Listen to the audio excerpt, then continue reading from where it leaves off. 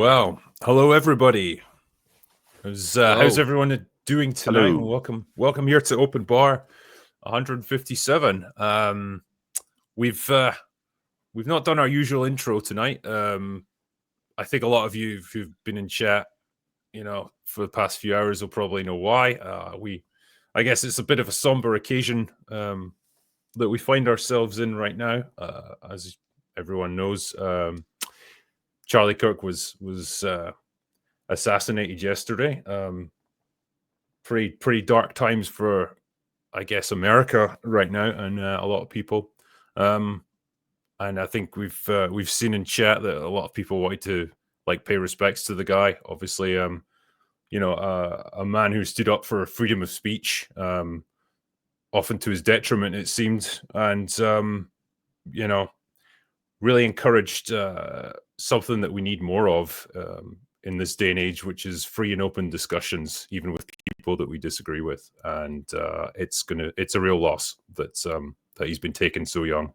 So I think everyone probably agrees that we can only hope for the best for his family, and that they're going through a pretty tough time at the moment, obviously. And there's not really much we can do beyond that, unfortunately. So yeah, I mean, ultimately, Charlie Kirk, I think what makes it so shocking and the reason everyone's so shook about it is this is not somebody who held political office. This is not someone who is enacting or enforcing laws. This is somebody who spoke. This is somebody who is open about his politics and open about his faith.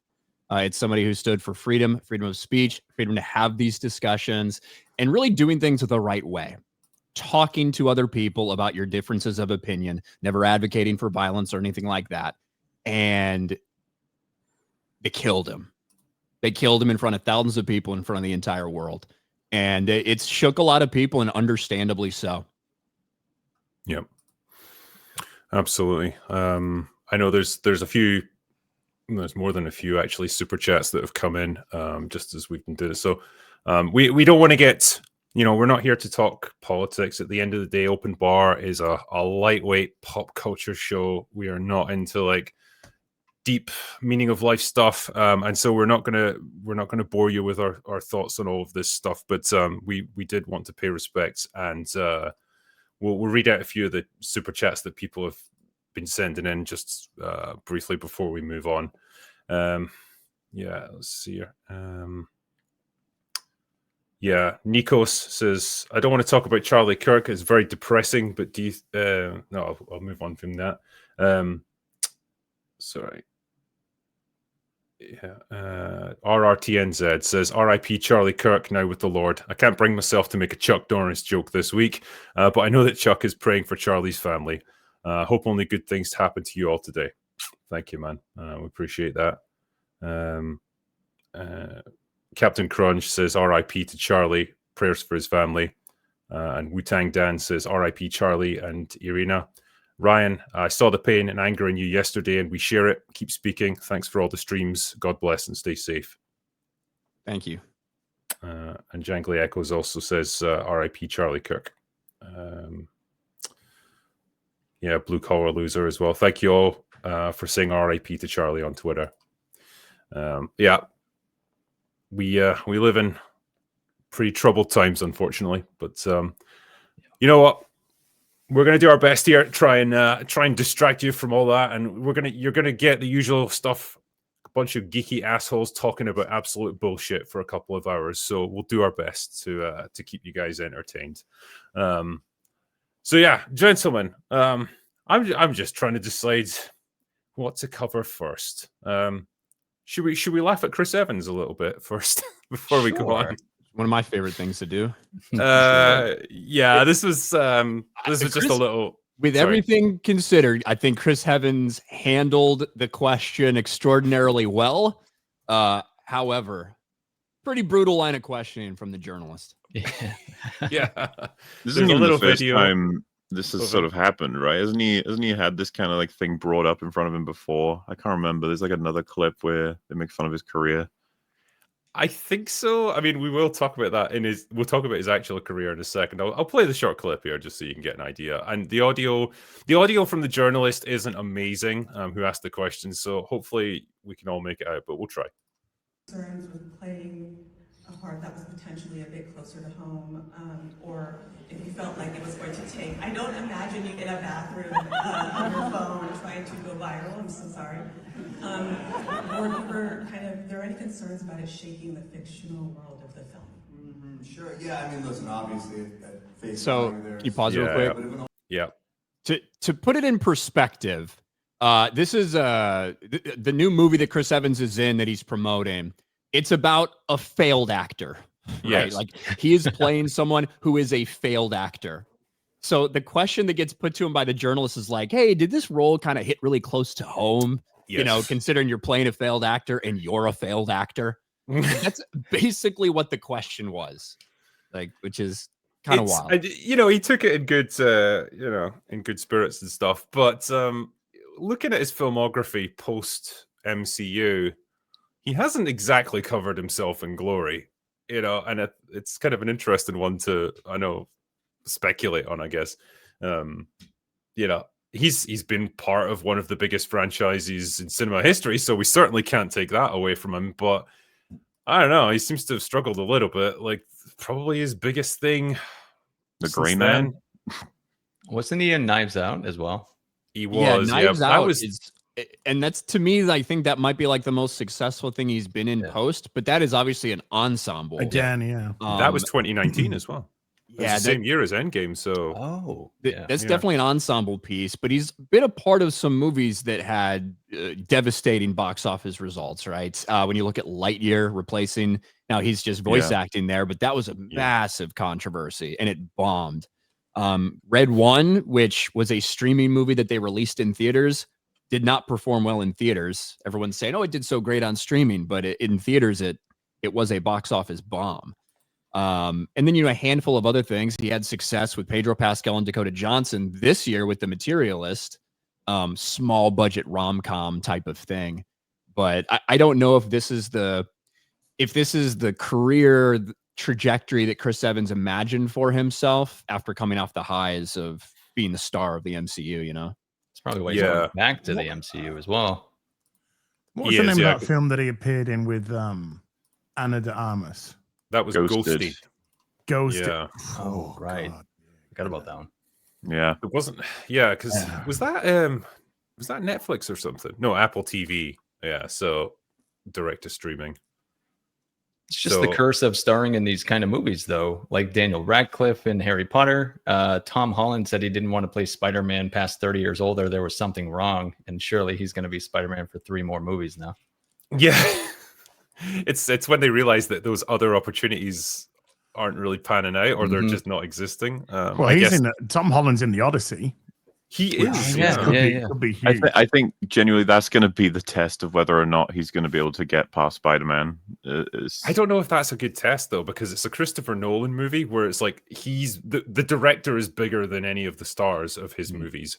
Maybe test's a bad way to put it. Like it'll be the thing that either gets other people to cast him for other roles or it won't. I feel like he should really take the opportunity to try and break away from being seen as like the kid man. Yeah, I think he thought that Uncharted was going to be his passport to like another big franchise. Like it was going to be like a modern day Indiana Jones. And, as it turned out, the movie was pants and he was horribly miscast as Nathan Drake. Yeah. So that didn't pan out. So, yeah, I do like Tom Holland. Like he's a decent little actor. The problem is I don't mind Chris Evans either, but it doesn't change his trajectory right now, unfortunately. Yeah. I mean, he's 100% coming back for Doomsday, isn't he? As people were pointing out. You saw how jacked he was in that video just now. Yeah, let's bring him up there. Yeah. I mean, yeah, the dude's big again. Yeah. Back on the roids. Yeah. Yeah. Taking those Marvel vitamins, Yeah. Yeah, I read some interesting stuff about that. Like every male actor who gets signed up for Marvel, like they're assigned a personal trainer, they're assigned an exercise program, and they're assigned a doctor to prescribe them the kind of juice they need to get into shape. and it's just expected. Yeah, and you and kind of whether think, and who knows what exactly it is, whether it is some sort of TRT regimen, whether it's like legitimately HGH and steroid type of stuff, we don't really know. But this was like for all these guys, like that is what they did. And then every single Marvel actor took their shirt off at some point in their movies. You know, like Paul Rudd transformed himself, right? For like one scene with his shirt off in Ant-Man. yeah, man, if I got into that kind of shape, I'd be like, I want to be like shirtless for half the fucking movie. Like, I had to kill myself in the gym to do this. Because a lot of these guys are older as well. Like, a lot of these guys are in their 40s or even 50s in some cases. Like, it becomes exponentially more difficult to stay in shape or get in shape when you're middle-aged like that. And yeah, they're still doing it. And without some help, yeah. Yeah. I wonder if Robert Downey Jr. will get on the roids or just start eating cheeseburgers again. Nah. If anything, they'll CG him, his body. You know, like yeah. Like especially for him, I feel like he's going to be wearing like a hood and a cape and shit most of the time. So yeah, maybe they'll give him the Natalie Portman treatment. Oh, just like probably will. Yeah, have a neck suit come and like rip open his midriff, basically. Yeah. Yeah. I mean, it's like there's still people to this day that are convinced those were her real arms, despite like she shows up for like the premiere, like all the sort of on-set photos and stuff, and she's just teeny tiny Natalie Portman. It's like, okay, when God she bless you guys. Did get in like she got in like good shape, right? In like tone, physical shape to do the movie, but those were not her arms, right? Her arms did not look like that. They helped them out with some CGI, you know. Yeah, okay. I mean, she's petite, like she's clearly fit enough, I guess, but just not big and muscular. Yeah, she couldn't even hold the hammer. I remember the announcement, and she couldn't even hold the fucking prop hammer up. Yeah. Taika Waititi had to hold it up for her. Taika Waititi gets down on his fucking knees like the cuck that he is, and like hands it up to her. That's a guy who's crashed and burned hard. Well, maybe you shouldn't fuck people in public, you know. There is that. Hey, well, now let's not get too carried away, as. Not the actual coitus event, but I mean, he was parading it all around in front of the cameras. It's was not that a Tessa good look. Thompson? Yeah. Oh, Tessa Thompson with him and his girlfriend or wife, whatever partnership they have. She's another one who's just Fallen, kind of vanished. Disappeared. Yeah, let's try to see what she's done recently. Right, where's her filmography here? No. Resting Bitch Face 1, Resting Bitch Face 2, Resting Bitch Face 3. And she was in Men in Black 4 or whatever the hell that was. Right? Yeah. So she had the was Creed Chris movies Hemsworth as well, wasn't it? Yeah, it was actually. Yeah, she had the Creed movies, but that finished with Creed 3, and then she's pretty much just vanished. It's weird. I mean, she wasn't exactly an amazing actress to begin with, so it's understandable. Here's the ultimate question. What's your opinion on Zendaya? Originally, I liked her, but they just keep casting her in everything. Didn't they say she's good in Euphoria? Hannibal, well, there's the guy who did Hannibal said he wants to cast her as Clarice. Lol. Oh, no. Yeah. What? He wants to cast her as Clarice and Mads Mikkelsen as Hannibal, and they move on into the Silence the Lambs era, because before, of course, it was the Red Dragon era. And I was just like, the female Pedro Pascal. Yeah, kind of. I guess I've never understood the appeal of her. Like, I was gonna say, I think he has more talent than she does. Yeah. She's probably true. But I find her much less annoying as a person, to be honest with you, than Pedro Pascal. She's a weird one because I don't think I've really seen many interviews from her. She doesn't seem to be active on social media or anything. I don't know. And her and Tom Holland are together, obviously. But like and they do some appearances. They do some like charity stuff and things like that. I don't find her. I don't see constant stuff about her putting out statements about trans rights and like all of this stuff. And we can assume as a mid-20s, late 20s, however old she is at this point, woman who is in Hollywood, we probably know what her politics are. We could probably guess around the line, but I don't find her annoying. It is I do think she's being overcast in too many things at this point, but I don't find her annoying as hell like so many people do. I certainly don't hate her like I hate Pedro Pascal. She did they them themselves for a while, and then they dropped that. Right. And so there was that element. I guess when they started dating Tom Holland, maybe she got happy. I mean, he seems happy. They seem happy. They do, yeah. I think I got off to a bad start with her because the first thing I really saw her in was the Spider-Man movies, and this was totally not her fault because I guess she was just acting as directed. But holy fuck, her MJ was annoying. Like, she was just insufferable, especially in the first movie. And that just soured me on the actress, I think, which is it's unfair because it's not really her fault. She was just doing what she was told, but yeah. Yeah, in the first two films, they basically just had her with a don't give a shit attitude, right? If I remember correctly, for Homecoming in particular. He has to do more in the third one, yeah. Yeah. There's a lot more wheels turning, obviously, with the third. Yes. Have you guys seen Euphoria? Nope. No. But I hear that's the best stuff she's done. Euphoria is such a weird show. It is. Look, if you are like depressed, do not watch that show. That show is like it's brutal.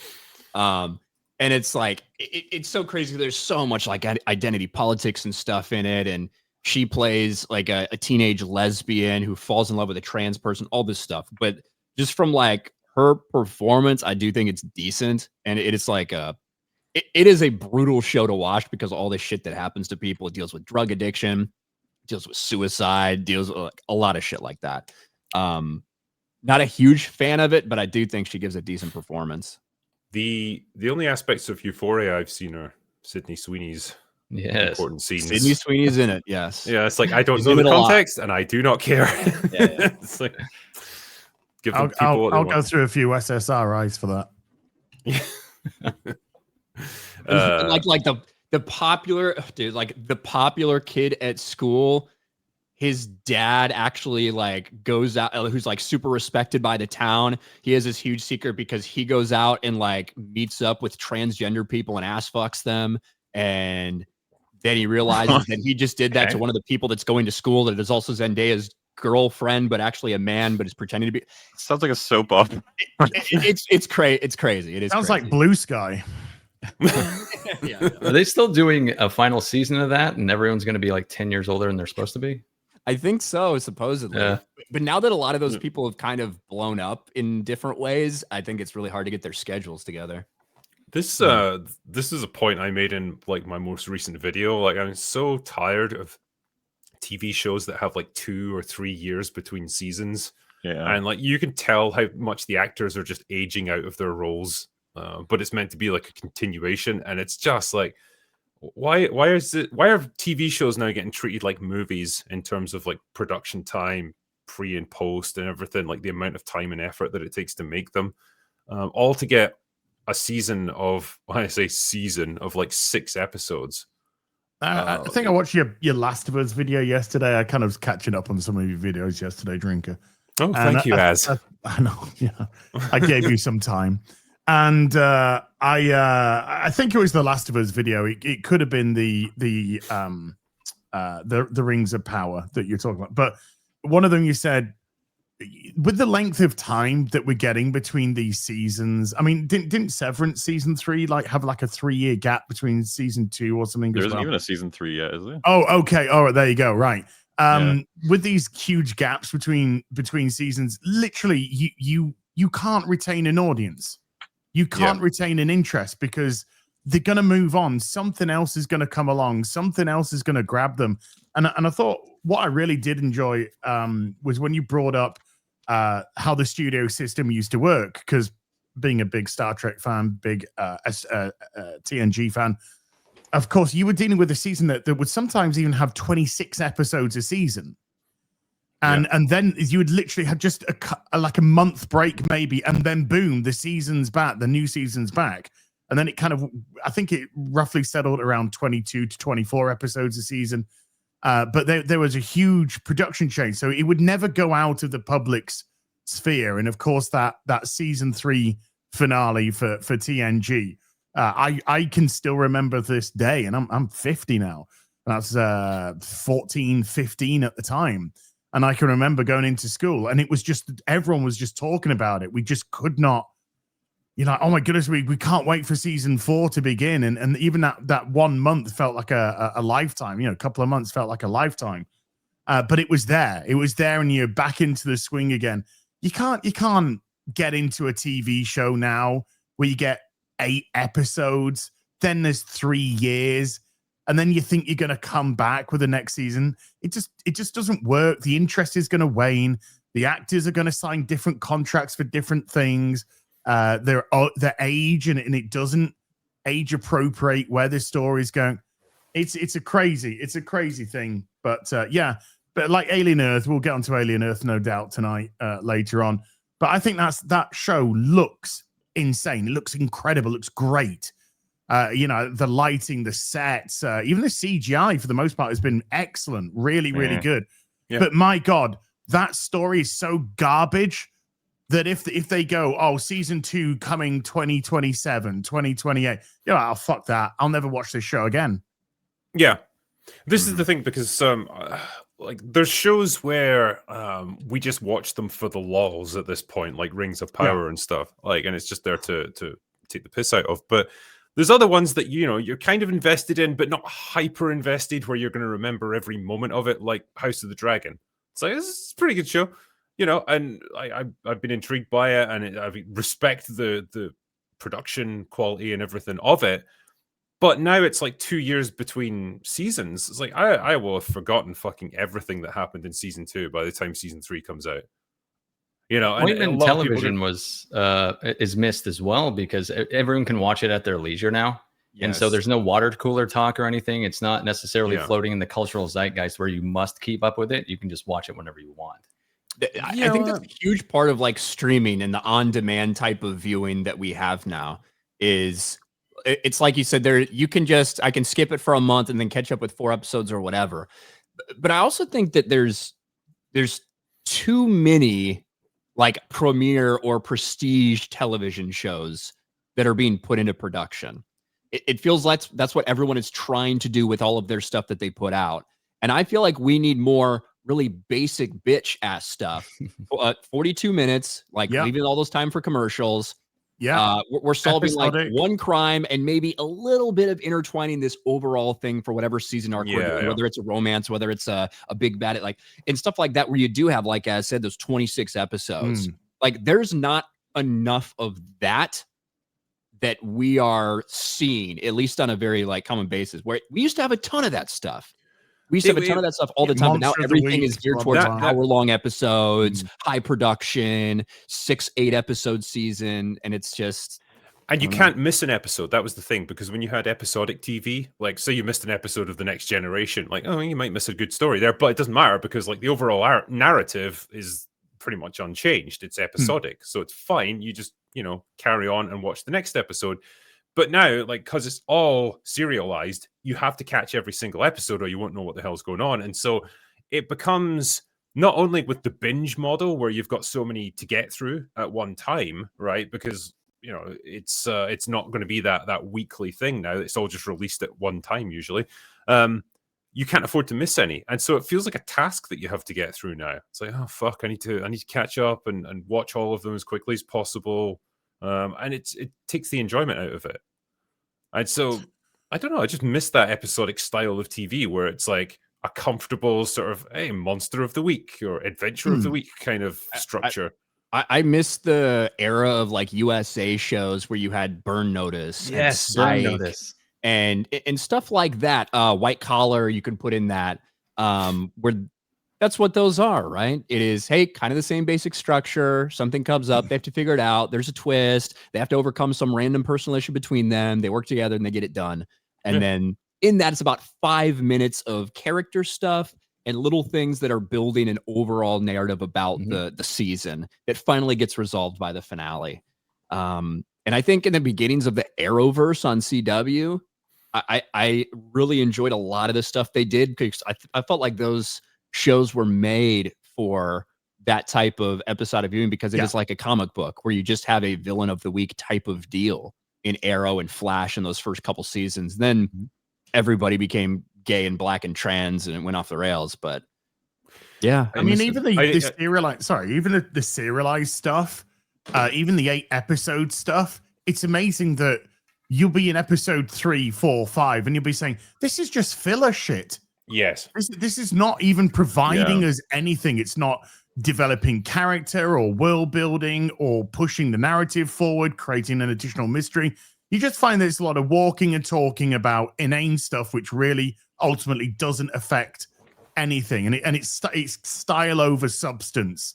And even with those episodic elements of television, you had to craft an exciting, engaging episode in 45 minutes. And that requires a lot more skill, I think, than this serialized dross.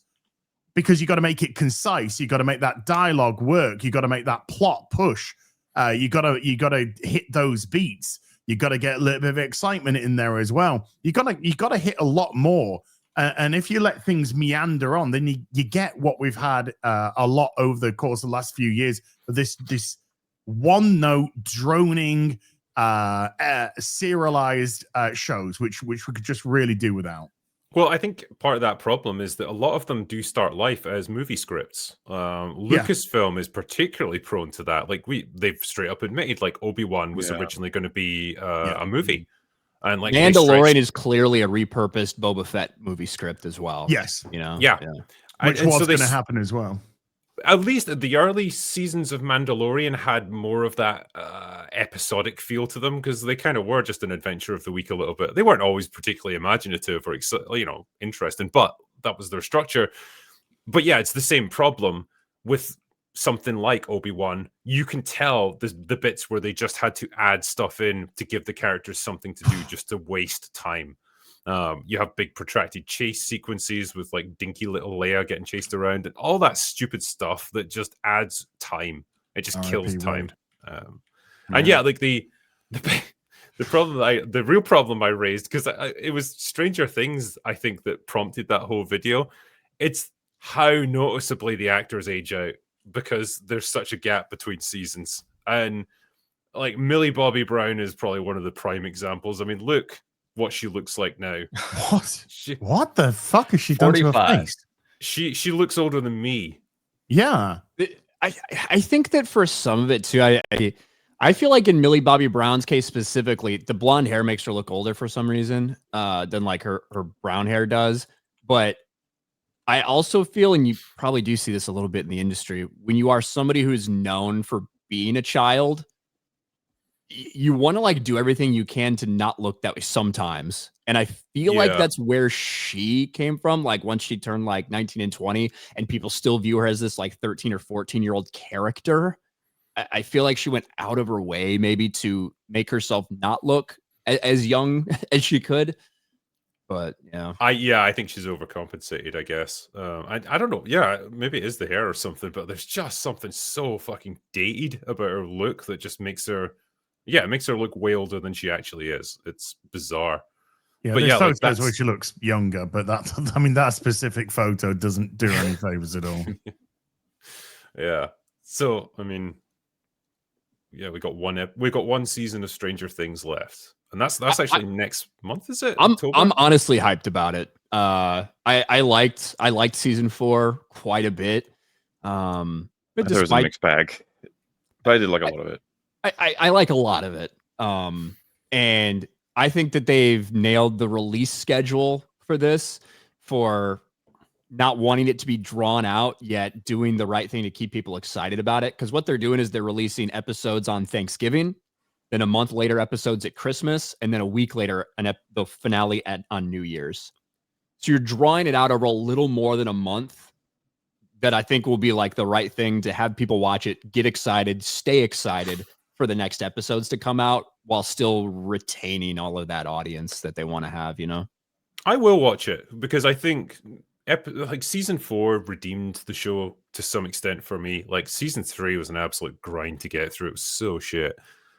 Season 4, like, it introduced Vecna and stuff, and like I think it was a pretty good antagonist. I think they introduced more horror elements. It actually felt like there was a threat again. It wasn't just a joke. So yeah, I'll be interested to see how it wraps up, but I'm glad it is wrapping up. I don't want any more after this. And yeah, I maintain that if we just stuck with one season, it would have been fucking incredible. It would be seen as this show that was just one of those, lightning in a bottle things. I like when I rewatch the series, I actually enjoy season 3 more than 2. Even though I think the writing is a little bit stronger in 2, but 2 also just feels like, oh, Will's in trouble again. It's a redo of season 1. It's just exactly. Right. Yeah, I didn't like season 2. Too similar to season 2, where 3, it does feel like stark difference. And obviously the kids have aged a little bit, and you have not just aged by like they got older, the actors, but like their characters have aged up a little bit. So they're in like this different thing where they care about different things. Like I like season 3 more than 2. I think season 3, the thing that pissed me off about it is that it became goofy and silly, like with the wacky, crazy Russians that they've got to combat, and they're like comically inept. And I don't know, man. It's just like the show became like a parody of itself at that point. And I'm glad that they brought it back a little bit with season 4 and made it more dark and serious again. And yeah, they made me like Max in season 4, which was the Mount Everest of fucking challenges. Yeah, because in season 3, I thought she was an absolute prick, and I really disliked the character. But they didn't do fuck all with her in 2 and 3, really. 4 was the one that like consolidated it. There's an episode of season 4 that might be the best episode of the whole series. Like, that's how good it gets. It's just that there's also drawbacks. That midway point, I don't remember if it was episode 5 or 6, or whenever they did like the break for their parts, where she like just barely makes it out and she's floating up there like that. Like, I was really impressed with that. I thought they did an excellent job. I thought it was incredible. Yeah. I wish they'd, it's a unfortunate thing to say. I kind of wish they'd just killed the character off, though, instead of kept her. They should have killed her in the finale. And it should have been the cost of them trying to defeat Vecna. And it should have been tragic because she had defeated him, and then she dies because her team couldn't, pull through. It felt like a cop-out to have her like, she's almost dead. It's 100% a cop-out. The Duffer Brothers suffered the same thing that like Eric Kripke or sometimes Mike Flanagan has, where they've clearly got their story, and then as they're making it, they're like, oh man, that's really sad. I don't want that to happen. It's like, yeah, that's how you wrote it. I like this one as well, from Crunchy Beaver for $100 as well. Thank you, sir. Taylor Sheridan has the formula nailed. A year to 18 months between seasons. Exactly. I'm counting the days until Tulsa King and Landman. I'm hoping the Dexter Resurrection showrunners take note. This last season ranks up there with the best of the OG seasons. Don't fuck it up. Correct. Dexter Resurrection was amazing. Taylor Sheridan has got it nailed, as this guy's saying, though. Because his shows have, big stars attached to them, a lot of production value, plenty of episodes. I think he's like 10 episode seasons, so reasonably long in terms of content. Still manages to produce them to a good tight schedule, and he's got multiple shows that he's juggling. So yeah, good on you. And yeah, it means like when Tulsa King came back for season 2, it's like, oh yeah, I remember these characters. I remember what was going on.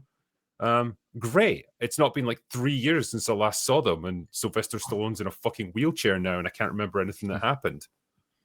So I kind of feel that way with like Mobland, where I loved Mobland. I thought it was awesome. But now it's like, man, when are we going to see the next season? Yeah. Especially with the actors involved and how high profile some of them are, getting all their schedules right to make a season 2 happen. I don't know. You'd have to start working on that shit now for it to be out 2 years from when it first came out. Yeah. There's a real question here as well. This is an important one. Why do old action guys have shredded clothes compared to the action guys of now, like Temple of Doom? So like their outfits got progressively more fucked up over the course of the movie. Because they were doing stuff. Yeah, scrappy. They were Probably climbing true, on stuff, fighting, scrapping, jumping on shit, being dragged around the place. That's what happens to clothes when that happens. And honestly, like just also to like show off their physique legitimately. Like that's part of the reason. That's part of the reason. Buff as fucking Temple as Doom. Stallone in the Rambo movies, like you name it, right? Like that's part of the draw to see these dudes who are jacked, right? Like showing off their physique. That's part of the reason that they do that to their clothes. I love how Galaxy Quest just totally parodied that. Like Tim Allen just like, oh no, my shirt is so ripped. Yeah. It was good stuff. Yeah, I like this. I refuse to change my underpants until season 3 of Firefly comes out. Never mind season 2, season 3. This guy's playing the long game. Damn, yeah. Gotta respect that underpants game. Buried in those pants, they're gonna stink. They're gonna walk away by themselves. Mm. Yeah, should we laugh at Marvel as well? Yes. Because I feel like We they should. kind of they've brought it on themselves as well.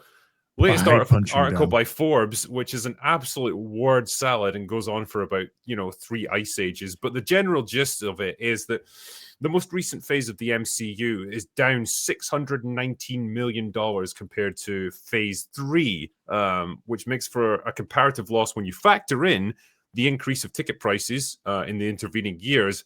They have lost approximately 60% of their cinema-going audience in that time, which is kind of not unexpected when you consider the performance of their movies, well, really, since Endgame, and the general reception of pretty much everything that they've put out. It's brutal. But this article is full of cope because yes, they completely ignore the fact that the movies in general, and as well as the TV shows, are terrible. I have some notes here. Number 1, blames Black Widow failing on it being a prequel. LOL. Blames Eternals failing on silly costumes. Lol. Blames the movies for not being interconnected, thus creating confusion. If they're not interconnected, wouldn't it be less confusing? People just hate bad movies. These are the that was Iron Man's problem, by the way. Not connected, when people watch it for the first time, they're like, man, what is this connected to? Well, MauLer, that made what, 500 million? Pitiful. I think the being connected is causing more problems. People are sick and tired of doing homework. It's becoming homework instead of entertainment. Don't worry, as Doomsday's going to put it all right. I think that the whole like homework aspect is a lot because so much of the dog shit with characters that nobody cares about is the homework, right? Yeah. So it's like, hey, we're coming out with a movie with a character that you may or may not have some sort of feeling or care about. But in order to understand the plot line for what we're talking about, you have to watch 3 Disney Plus shows with characters that everyone hates and no one likes. You know what I mean?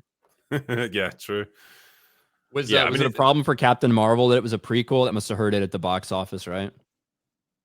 Oh, yeah, for sure. Yeah. The article does admit that oversaturation of product is partially to blame, but they ignore the fact that it was shit product. I mean, product is the perfect description as well. It's not art and it's not really storytelling anymore. It just became a product, a commodity to be sold. And the result is, people lost interest.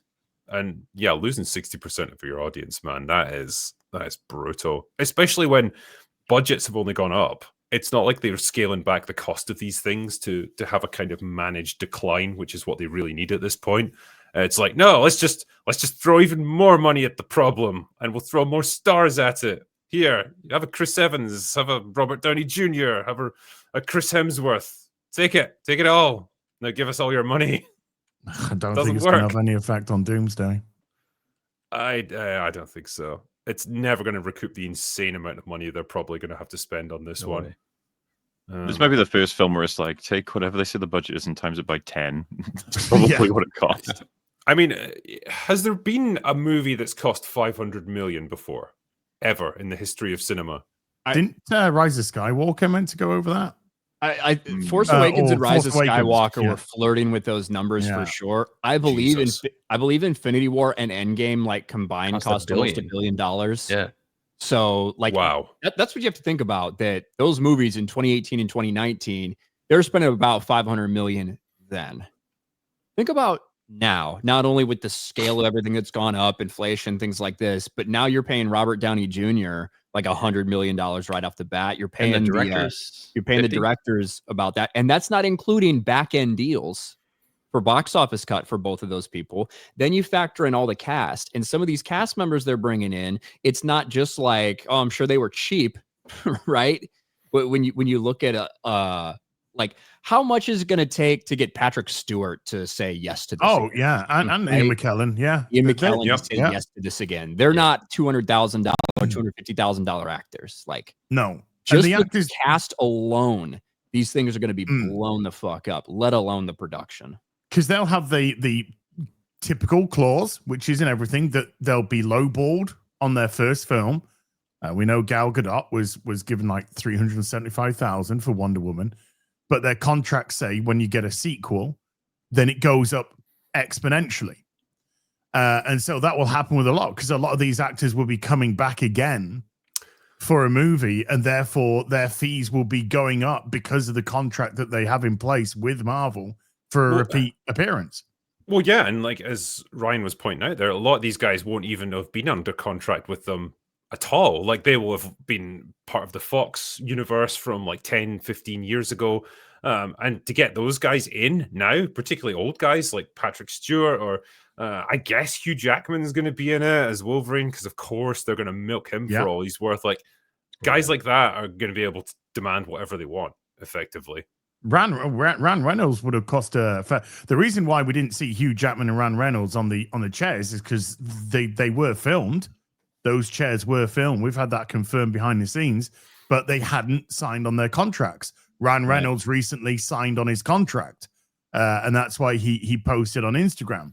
And we know that, and we also know there's been some shenanigans between him and Robert Downey Jr. behind the scenes as well. But I don't know. I don't know how much stock I put in those, to be honest. No, I don't. I think it might be exaggerated, but there's a lot of actors that have recently spoken out against working with Ryan Reynolds.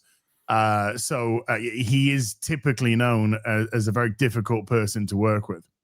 I think when we know that those headlines are out there, that exacerbates the fake news machine to invent things to put out there that people will hook on. You know what I mean? So I don't know, but unfortunately, I do have to bounce, guys. I had something else. I got an appointment I got to get to today, but appreciate you guys having me on. And I know it's everything that's going on in the past 24 hours, and it's 9/11, by the way, too, which is just crazy to think about. Yeah, it's been rough, but it's good to just get in and talk about something else with you guys for a little while. So thanks for having me on, guys. See you tomorrow, dude. No, appreciate it, man. Thank you for coming on. See you, Ryan. Have a good one, guys.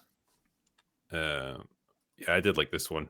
Big Hat Legion says, these movies are too depressing. Let's post our favorite MauLer quotes. I'll go first. The hardest part about kissing a perfect 10 is how cold the mirror feels on your lips. I don't remember saying that. Good one. Yeah, you do. You liar. But all right. Yeah. No, man. It's we were talking there just about Avengers Doomsday, and I don't know. You know how there seemed to be that negative attitude around Captain America: Brave New World. You know, people were almost just waiting for it to fail because it was so overblown, and there was just so many negative rumors around bad test screenings, and the whole thing was just a reshoot disaster. It kind of feels like Doomsday already has that rep. I think it's just it's such an overblown, overstuffed turkey of a film already. I don't think anyone sees a way for it to succeed, and it's they're just kind of waiting for it to flop. But Tobey Maguire was seen filming in London recently. Really? Don't know if that is for Doomsday or for Brand New Day. Most likely Doomsday. Again, another person that will cost cash dollar. A bajillion. Particularly after the success of No Way Home. Yeah, I mean, yeah. The salary must go up after No Way Home, because I believe the reported salaries for Tobey Maguire and Andrew Garfield was just $1 million a piece, but there's no way they'd only be paid that for an ensemble. Not after the box office of No Way Home, and I think way. they probably just would have been contracted for that film with maybe clauses for more later. I guess it depends what they're asked to do for this, whether they have a serious role or whether it's just hey, go into this big green room, right, and get the costume on, say a bunch of generic lines, and we'll choose the one that we want to use in the actual movie. You know, it could be that Alan Cumming kind of experience where it's just I had no idea what I was doing, who I was acting opposite, or what I was even supposed to be saying in this particular scene. It was just, hey, shoot some stuff in a green screen and off you go. Films. It's the magic of cinema. Baby, that's Hollywood, baby. Yeah, what was this one? The most baffling thing about Justice League was skipping so many movies and revenue to get to the end. They did it again with Superman, Fantastic Four, and now Doomsday. Don't they want more money? They do. They just want it real fast, Mm. and they don't have time to like set up everything like they did before. Oh, they did have time. They didn't utilize that time well because we got phase 4 and 5 instead, and now they're skipping. A lot of these creatives, they'll be probably told like, "Hey, do you know about the death of Superman? You need a lot of prep before you get there." And they'll be like, "No, I have a better idea." And you're like, "Okay, that's great that you think that, but this is actually tried and tested and beloved, and the fan base that likes that is built in for us. So maybe we should." It's like, "No, I have a better idea." And you're like, "Oh, okay. We're going to bring Batman in to find." Okay, so where we're going to start him? We're going to start him year 1-ish, year 2-ish. Where we're going to put? Oh, we're going to put him The Dark Knight Returns.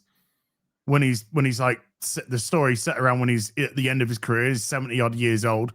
Like, wait, no, this is his first film. Yeah, and then we're gonna combine it with Death of Superman storyline. So clever. Wait, what? No, Zach, no. It'd be fine. No, it won't. It really fucking won't. Let me break out my Gal Gadot impression. Like, yeah. Zach, no. No. Snyder, no. There was a poor decision making process from Zack Snyder, and there was nobody there to say, Zack, no. Yeah. Well, look how it turned out. He got to. We saw his vision, and it wasn't a great one. I agree with this one as well. It was a massive mistake to announce Robert Downey Jr. as Doom 2 years before the movie comes out. All the hype has died. Notice especially with my normie friends.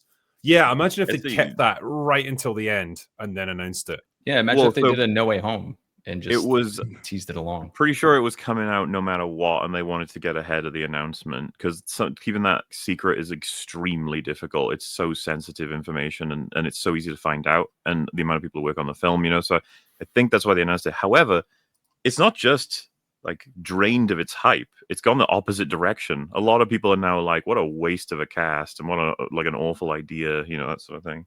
How many Marvel films has come out since the announcement of RDJ as Doctor Doom? Do we know? 3, yeah. 3. So in that time, they could have absolutely have filmed 3 post-credit scenes. We got is it Black New World, Thunderbolts, Black New World, yeah, and Fantastic Four. That's the third. Is that correct? Black Panther. So we had that terrible fucking split second at the end of Fantastic Four. There is no reason why they could not have filmed 3 post-credit scenes to at least attempt something at pushing Doom. Yeah. It's true because they certainly filmed a lot of Brave New World over and over and over. Over and over again. Yeah. Fantastic Four reshoots, a little bit of Thunderbolt reshoots. Yeah, they did try with Thunderbolts, remember, because the Fantastic Four were seen careening into the Earth's stratosphere around that time. Yeah. And that didn't even fit into the Fantastic Four movie in the slightest. Plus, no one gave a fuck about Thunderbolts either. What? Yeah. Yeah, I mean, because we talked about this before. Like the reason that Endgame was like the biggest movie of all time, it wasn't because there were so many characters in it. There were so many like big actors that we'd been following for a long time. It was because the build-up was there, the hype was there, because the storyline with Thanos, with the Infinity Saga, had been building up for the past 10 years. That's a lot of work, and that's a lot of investment and a lot of hype, all culminating in this movie. As you say, there's been no hype whatsoever for this because there's no build-up. No. It's literally all they have to sell it on is just, hey, look how many people we've got in this. Look at all the build-up is the meta, not in the story. Yeah. And it doesn't work anymore. No, there's no payoff. Endgame was a payoff. Infinity War and Endgame were payoffs. And there is no payoff here. They wanted to go forward with the Kang business. That fell through. They had no backup plan. Even the Kang stuff was half-assed from the get-go. And so trying to pivot away from that into Doomsday, it's going to be a mess and a disaster. And the last that I heard coming out of it is that they're trying. Doctor Doom is going to be a sympathetic character in this film. is the last thing that I heard coming out. So we need more sympathetic villains. Yeah, I don't know what the hell's going on. I just think it's going to be a fucking mess. I think you're 100% correct on that one. This is my favorite, though. Otherwise, Drinkers are little soda pop. That's K-pop Demon Hunters reference. I got that reference. Yeah, I'm down with the kids these days. Look at me watching K-pop Demon Hunters. Fucking random movie, but I bowed to like demands on that one. Like every time we did a last orders or whatever, there was always a bunch of super chats saying, "You need to watch K-pop Demon Hunters. It's fun." I was like, okay, fine, I'll watch it, but I wouldn't enjoy it. But it turns out I did a little bit, so that was nice. Yeah, man, it's nice to get movies that you enjoy a little bit every once in a while. Need more of that. I've heard about that. Yeah, there you go. This Drinker finally saw the light against my will. Yeah, Drinker goes to Blackpink concerts. There's still time. Yeah, like Cynic, you were good enough to send me some stuff that you'd yes, sir, caught up on, and I appreciated that because one of the things like passed me by at the time, and I'm annoyed about that because it's the Conjuring series, right? Apparently, the last movie in this franchise, Last Rites, has had the second biggest opening weekend. Oh, it is first now. Yes, it's gone up. Yep, it went up 187 million. Or at least that's what it was at the time. It was. I think it's like 193 or something now. So it. Yeah, they're gonna have to make another one. Oh god, they already announced the prequel series or is movie. The Patrick Wilson and what's her name? Because those two have been in loads of them, right? Yeah, they're not. I think they're done now. Oh no. Yeah. I mean, they've been at it for a long time. To be fair, they'll come back in the Conjuring 55 movies apparently. I don't know. I can't remember. Well, yeah. So let's see. How many? I actually having to find how many movies have been in this franchise. Yeah, the four Conjuring movies by name, and then multiple spin-offs. Yeah. So you've got 1 and 2, plus Annabelle is like mixed in amongst them. That is in the Conjuring verse. That's true. So Annabelle and the Nun and the Conjuring, the Devil Made Me Do It. Then the Nun 2, and then Last Rites. It's big. It's like a cinematic universe of horror. But I've always kind of liked those movies. I thought they were a lot of fun. They don't take themselves they take themselves just seriously enough that you can sort of enjoy them for what they are. And I do like Patrick Wilson as an actor. It's always nice to see what him I doing get these stuff. mixed up with constantly is the Insidious series. Yeah.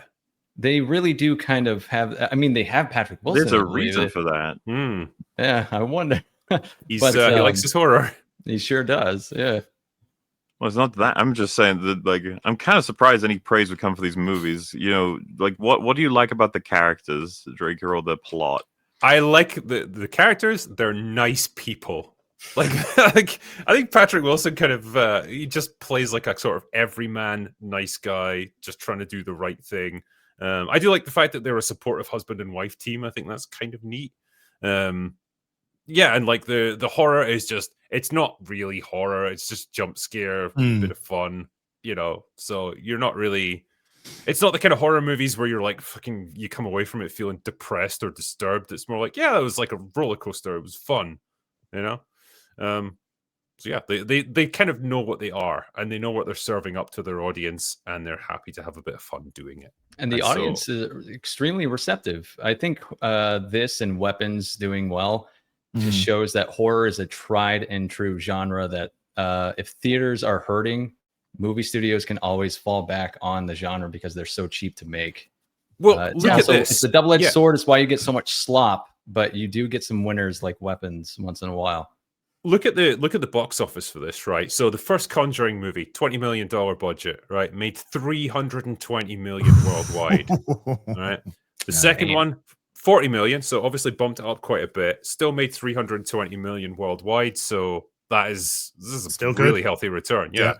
And this, I'm not even counting the Annabelle movies or anything, because they were like, well, look at this. Annabelle, $6.5 million budget, right? Made $257 million. These are all Blumhouse, right? Yeah. That's a good return. Yes. Well, another angle of their success is that the violence is always implied. They rarely ever get too much into any kind of gore so that they can lower the age rating and so it can be absorbed by basically families at this point. It's like family scary horror. But it's when Red Letter Media noticed, it's like they're always shaved off at the teeth, these films. Whereas Weapons got to just be, whatever it wanted to be. It's one of the things I found refreshing about it because kind of reminds me of, how in like some Nolan films, people get shot and then dust comes out of them. You're like, okay, that's weird. But it's like, well, yeah, but Yeah.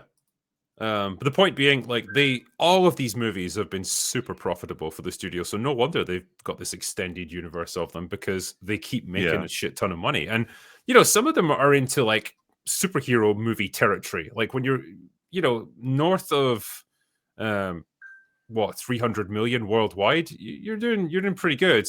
Like that's more than some Marvel movies make, but they cost like a fraction of the amount. You can see the appeal, and it does make me wonder, like, I don't know, is that the thing that's going to start ruling the box office? Horror is the answer. Well, I think just independent, just get these smaller films into production. You could do a decent film with a $5 million budget as long as it had a good script attached to it. Horror is a great one to turn to because most horror, as Cynic's already said, most horror can be done pretty cheaply. You don't have to rely too much. A lot of the horror comes from the implied. The implied works great for horror because you create the tension and you create a lot of the demons in your head. Why the Silent Hill series was so successful. That was a great way because they played with just little noises that going on in your head, and you create the fear in your own mind. And then more often than not, those noises would lead to nothing. You'd be like, and then they would fucking get you with the next one. So they kind of load you into false sense of security. Weapons was a film that they always knew was going to be successful. Or at least Hollywood loved that script, bidding war on that script, and they proved to be absolutely right. It is a really interesting story, and they got an excellent cast for it as well. I mean, it's not just a really good story; it's very well acted, it's very well edited, cinematography is great, all done on a budget of around $38 million. Yeah, and it's made 250 million so far. That's on 250, so it's probably done about 165 million profit on that, which is fantastic. I think that there's a real, because a lot of these horror movies tend to come out in like August, September, and October, right? For obvious reasons, like you're getting into spooky season and all that stuff. But it's a good time of year to be releasing low budget films like that because August and September particularly, they're kind of dump months, and it's like the summer box office rush is over, and so there's a real gap in that release window. And so to release like a low budget horror that costs less than 10 million to make, you're pretty much guaranteed to make your money back as long as it's halfway decent. It's an ideal time to do it. And so I don't know, like maybe this period of the year will just be like studied with horror movies, and studios will make a hefty little profit from all of it. I'm all right with that. How do you think Chris Stuckman's movie is going to do? Speaking of horror, I don't think it'll make any money, but I think it'll be fine. I think it'll probably just be seen as a fairly pedestrian horror movie, but okay. It might make money. I mean, the budget overall was what? We were looking at $1 million. Was it something like that? Million, wasn't it? It was $2 million. Three. It was If three. it gets a wide release, it might just be able to snatch profit out of being something that people watched, to pass the time. Possibly. I mean, I think they did reshoots as well because they've had more investment put into it. Yeah, have they not? He got to make it to the degree that he wanted. What I heard was that they'd seen his script had not been fully realized, and so they offered him more time and money to get it to where it needed to be. Which is fair. It does add to the budget though, and it does mean that maybe it has to make a little bit more. But yeah, I mean, like when it comes out, I'll be interested to see it. Like, hopefully, it's good for his sake, But yeah, I guess that's. I mean, the trailer looked very pedestrian. Yeah, very normal. Like inoffensive for a horror movie. It looked, it had some stereotypical things in it that you'd see in horror films, but it looked passable. Well, that is better than nothing, I think. I think so. What was there was a super chat that passed me by there that I was going to do. It doesn't matter. Yeah, the other one that jumped out at me a little bit there was Jordan Peele's latest movie, which was scheduled for, I think, October of next year. And has apparently been pulled altogether because they don't have a workable script for it, which is a weird piece of news because... What a shame. I mean, he wanted weapons. He wanted weapons, and he fired his team when they didn't get it. He couldn't figure out a way to be a victim in his script. So we could all write what Jordan Peele's weapons would be. We could write the cast immediately right now. Wouldn't take more than 2 seconds. So I'm glad that his team didn't get hold of it. But I am now at this present time with Jordan Peele not surprised in the slightest. I've got an interesting relationship with his movies because I enjoyed Get Out. I thought Us was like super overrated and made no fucking sense. And with Nope, I was like, there's elements of this movie that I fucking love and really interesting stuff, but there's also things in it where I'm just like, I don't even get really what you're trying to convey to the audience on this one. It was a bizarre film. And so he's a mixed bag for me. I'm inclined to agree with you on like that entire assessment. Actually, Get Out I really liked at first, and then I dug deep, and I was like, I don't know if it made much sense, but like, you know, it's still whatever. Us was complete fucking garbage. Holy shit! Like that film made I regret having seen that in the cinema. I was just curious about it, especially because of the trailer. It looked kind of interesting. But then, Nope. There's some ideas that he plays with for the, let's just say, antagonist in that film that I thought were downright novel in terms of how it's portrayed, what it does. I was like, that was really fucking cool. But it is a weird film. So, you know, overall, it's like, so you excited to see another Jordan Peele movie? I'd be like, no. Nope. He's extremely unreliable. Yeah. Get back to doing some comedy, dude. I'd like to see him get back to do some comedy. Key and Peele's funny as shit. Those two are absolutely incredibly fun. They're hilarious. Get back together, do some comedy again. Come on, dude. I think he leans so hard into the social commentary aspect of his filmmaking that it becomes a kind of insufferable at a certain point. Yeah, where I'm just like, oh, fucking just make a movie. Stop making everything a fucking soapbox to preach to people from. Yeah, it's like he does push it a bit hard at times. I think that's why his sort of ship sailed real quick. Because Get Out, a lot of people gravitated towards that. A lot of people were interested in that. It got great word of mouth. But the repetitive nature of what he was doing and then leaning more into the social commentary aspect, that gets very tiresome very quickly. That can't be your hook every time, is to take everything and just it's just I can see why people would things like that. You're not dealing with big IPs or anything, so things like that lose appeal really quickly if you don't have anything interesting to say. So they lose appeal. Hey, he did a funny. There we go. Any other sound effects? I need some farmyard animals, goddammit. We got. Oh no, that's good enough. Weapons certainly lost appeal.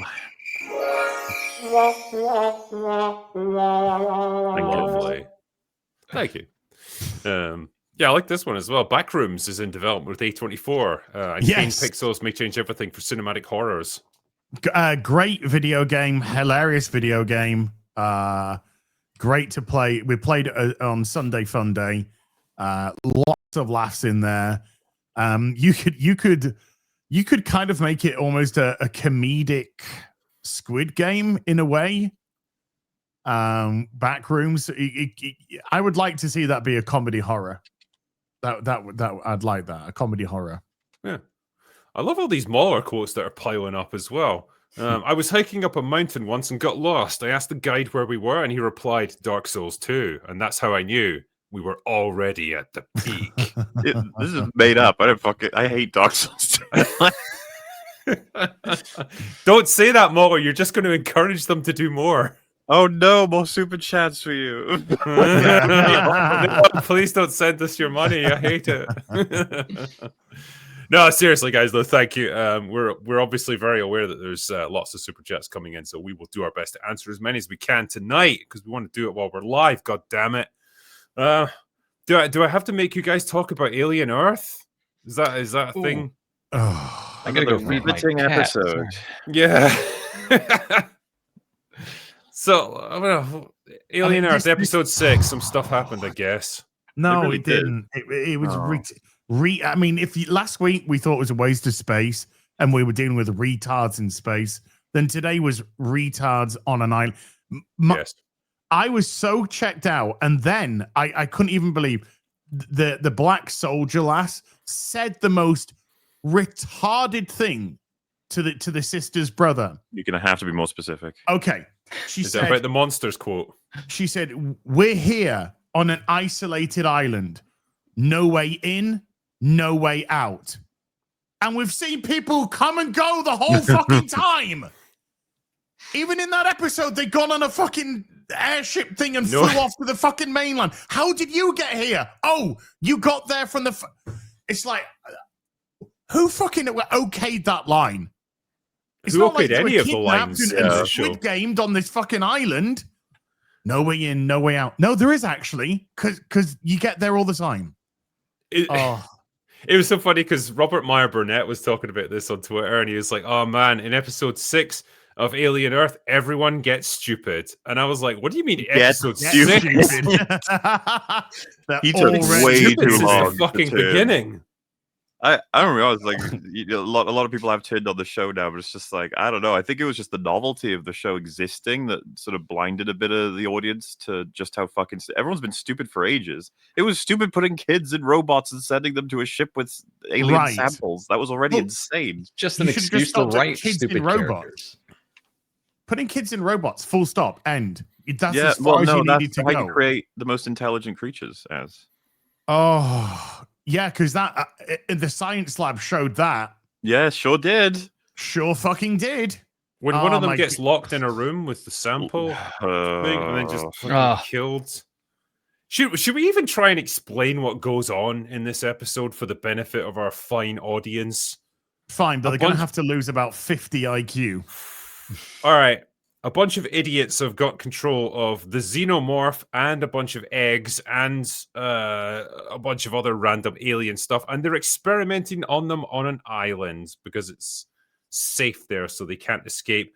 And you'd think with all the containment facilities and stuff, they'd be able to keep these things under constant guard because you don't want to let these things out of your sight even for a second.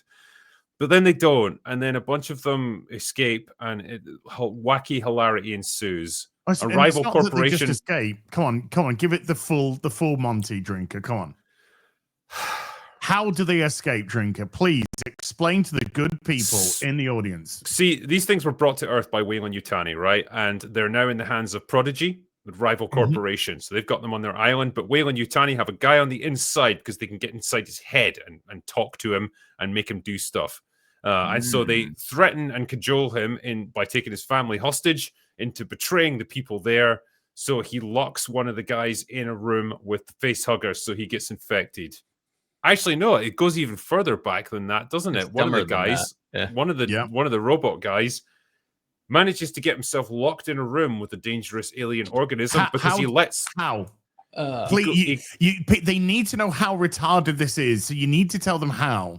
So he's got to put like food in there to feed it, and then the door breaks while he's doing it, so he has to actually manually go inside, and then he trips over once he goes inside, and the door slams shut behind him. Jump scares him, Tentacle Boy. And don't forget, right before that happened, he was warned not to do that. So there's so many layers of retardation I have to peel back on this. It's really clever. It's such a clever show. Man, it's just as well there was a kid in that doing that with the mentality of a child and the retardation of a fucking child. Yeah, it is tough to watch, and particularly because it emulates the style and the cinematography and the set design of Alien, a movie which had very intelligent characters making smart, logical decisions throughout most of the film and just coming up short because they were up against something they couldn't possibly hope to deal with. This is a bunch of idiots who have every possible advantage and every means necessary to win, to contain these creatures and to learn from them, study them, whatever, and consistently fuck up because they're all idiots and they deserve to go extinct because of this. And you know what's going to happen? It's going to end with the island getting nuked. It's going to get nuked, so every trace of evidence from this thing gets destroyed, and Whale and Yutani are like, it's okay. We have another backup plan. And then it's going to flash over to the Nostromo. We've got another island. Yeah. It is a tough show to watch because it's we're going to see Ripley at the end. We're putting We might. We honestly might. I am actually legitimately scared that we may. We may see a de-aged Sigourney Weaver. You at least know they had that conversation. They were like, should we have it? The fans would want that. So we or Ash or something. You guys have probably discussed this since you've been covering the show, but I kind of lump Alien in with Terminator as series that are just thriving off the goodwill of 2 movies. Like 40 years on. It's so crazy to me. The one you want to hit in the same boat. I was going to say, you want to hit Predator because at least Terminator is just dead as an IP. Every once in a while, they might try something, but it doesn't work. But Predator and Alien right now are in the exact same boat to the point where we're going to be getting an AVP thing probably at some point. Again. Yeah, because the way that what's he called? The cyborg guy. Morrow, yeah. That when Morrow was speaking to Timothy Olyphant, he was calling him like redundant and a model, an old model, discontinued model, and all that. I immediately thought, oh my god, they're going to bring Ash in. He's going to be. Ash is going to be in this at the end.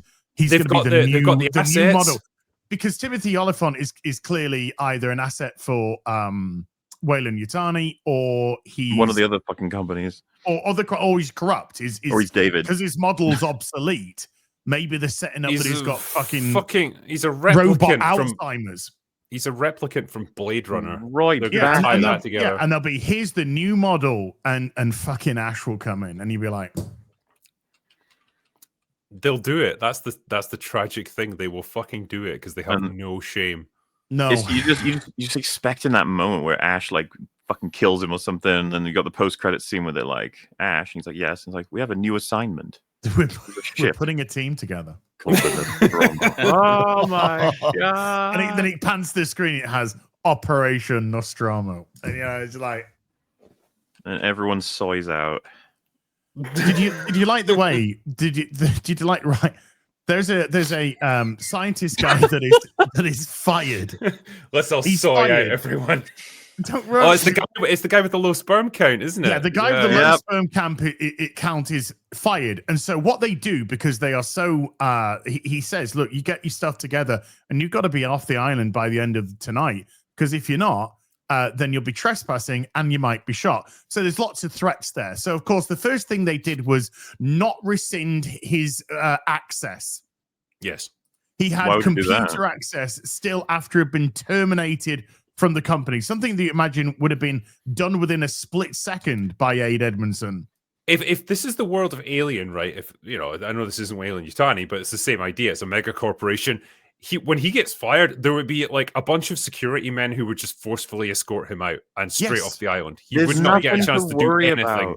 It's not like he made a point about he disagrees with the company's approach with ethics. It's not like he's the most volatile fucking employee to fire right now. The one that it's not like he has access to highly classified, highly damaging information. The tracking off of all hybrids and throughout the entire facility just with a yes/no on his little computer. That's not something you can do. Don't worry about that's what I thought. I thought when he fired him, I thought they got to kill him. Yeah, because they would straight up kill him. Walk into a rival company tomorrow. Exactly. Yeah. So he would just be, we need to have a word with you. He gets taken off, and then he just gets fucking bumped off, or they get him on the boat and they start taking him off, or the plane or whatever, and then they just fucking dump him out. I'll be honest with you. I don't know why the fuck they hired a man like that in the first place. Not just for the low sperm count, but for the fact that he's so ethically against everything they're doing. It's like, why would you hire that? You don't have a high enough sperm count to do science for us, God damn it. but when you realize that the Indian kid wasn't going to be able to get Wendy's brother into the xenomorph place, face hugger place, the egg place, you knew as soon as Aid Emerson went, "You're fired." Like, oh, you're getting it. It's like, this is so fucking obvious and badly fucking put together, man. But there's no way on or off the island, guys, so I'm sure it'll be fine. Yeah. Fucking yeah. Meanwhile, there's acidic insects now. Hey, doggo.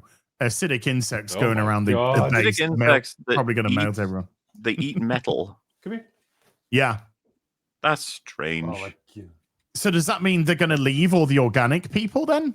I don't know what it means, man. Like, I don't know how you evolve to consume like fucking titanium as a natural creature. Well, I've got another question. How do they know the diets of these aliens? I guess they put everything in front of them and they watched what they ate. I mean, I guess. Yeah. And what did Eye Creature do today?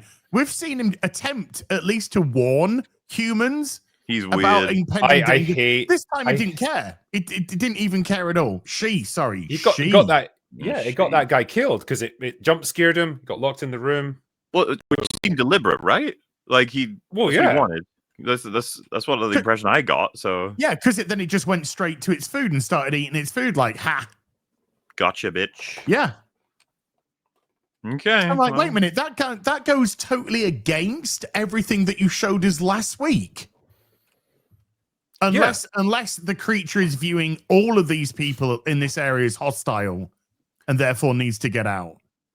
I love this. Like, this is such a perfect description of what they've done with Alien now. It's a cargo cult IP. Yeah. They can replicate the visuals of it, the general look and feel. They just have no understanding of what made it work. Nope. I think the visuals are gorgeous. I think the sets are gorgeous. I like the costumes. I love the lighting. The editing's great. All this is very well put together. CGI was very good, I thought, this week as well, particularly with the xenomorphs.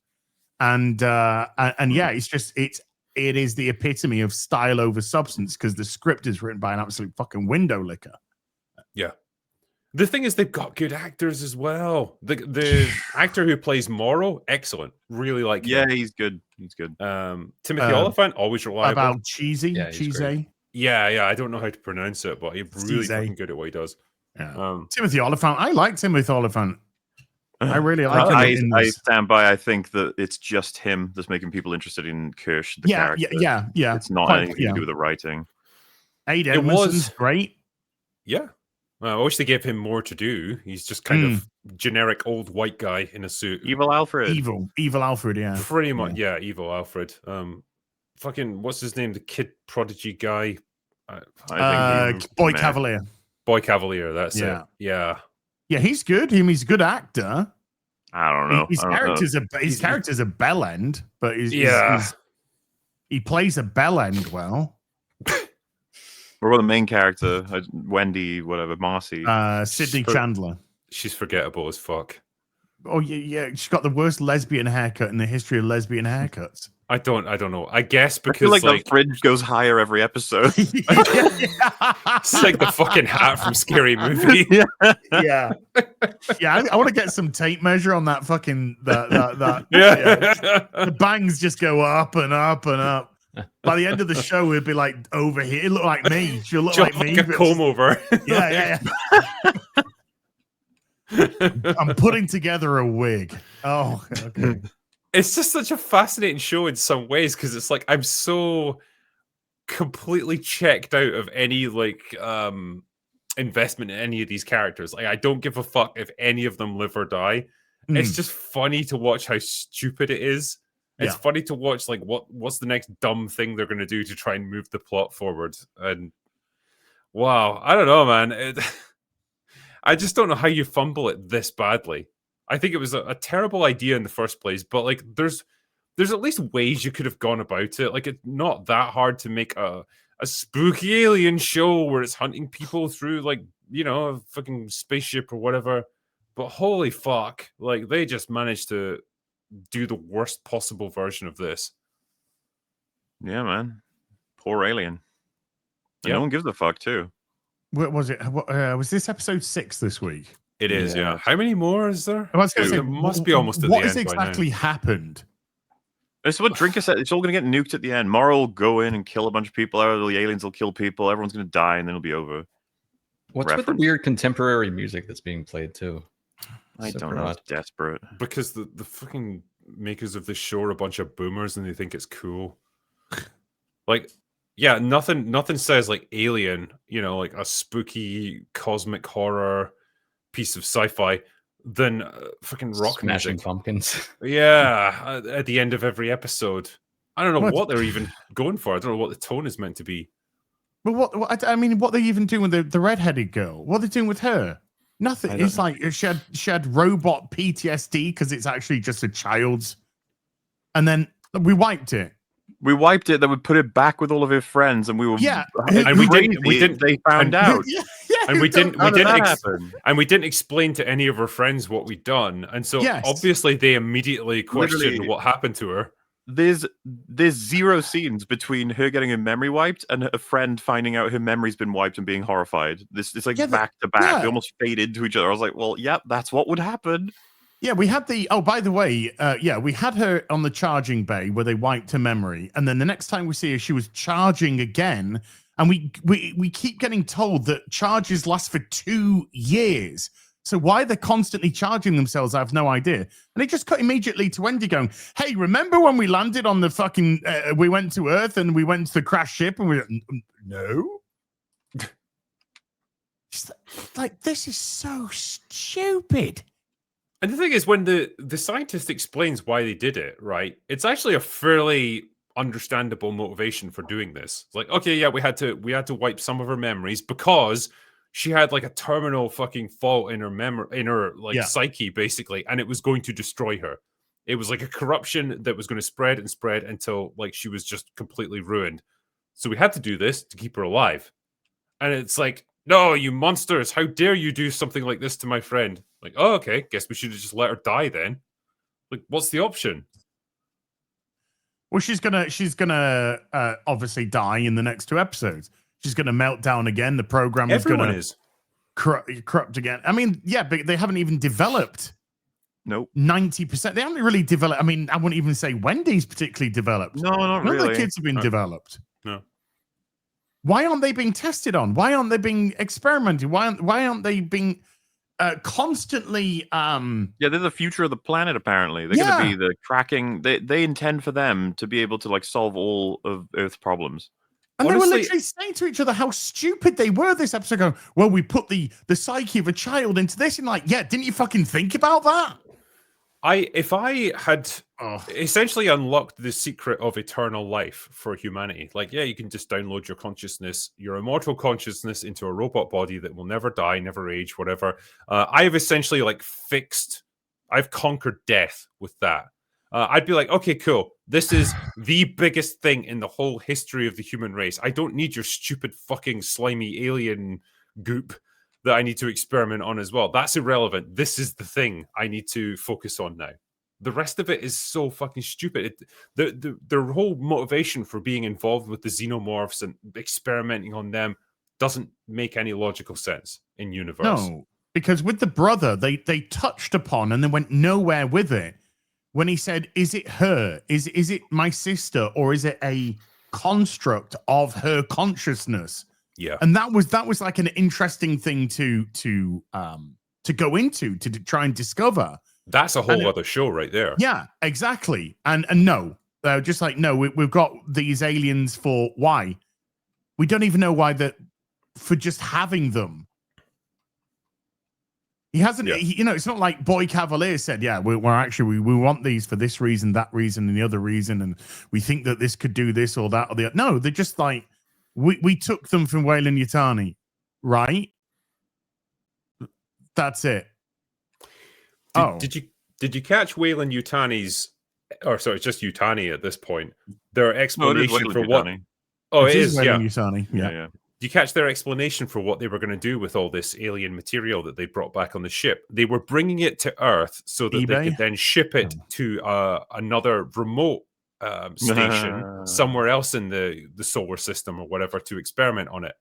And I just can't help but wonder, why the fuck did you bring it back to Earth in the first place then? Why not just take it directly to whatever that place was? One way or another, it's a problem. A lot of people will tell you in defending this show, it's like, no, the crash was completely uncontrollable. It's just so unfortunate it ended up that way. It's like, they landed on Earth, specifically in the city. They were heading for Earth. Well, you see, space is very small, MauLer. It's a very small place. So even if you aim for fucking Earth, the odds of landing in a prodigy city, compared to everything, you would be landing in water more than likely. Dude, but anyway, I'm amazed it wasn't Tatooine. but no, like all the nonsense they said on episode 5 for why they lost control of the ship and couldn't possibly do anything to stop it, and then of course they couldn't get any contact enough in time with Weyland-Yutani to help them before they crash into Earth. No ships, no contact, and there's not even an alert. All of that was fucking nonsense. But if you want to wipe all those problems out and say, no, they deliberately crashed it there and then, you just be like, well, now you just got a billion other problems to try and solve narratively that don't make any fucking sense.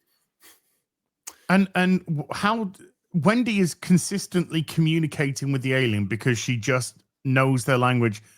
She's super smart Yeah, but does she even know what she's saying? She doesn't even know what she's saying. She's just making noises. You should not be talking to aliens. I know. I pray, please, show, give me a subtitled conversation with the alien. Yeah. Where I get to hear its inner thoughts and it can say like, I think what we're going to take from this is the humans are the true monsters. Of course. I think there's already a deleted scene where when she's talking to the alien, he says like, my dear, I'm no less an experiment than you. They are watching you. Okay. We're both in cages. I believe we can help each other. I'm just we're not so different, you and I. Yeah. I'm just trying to survive. Do I deserve life any less than you? Yes. I believe we should take revenge upon our captors. Join me, Wendy. Join me. Unite. Join me.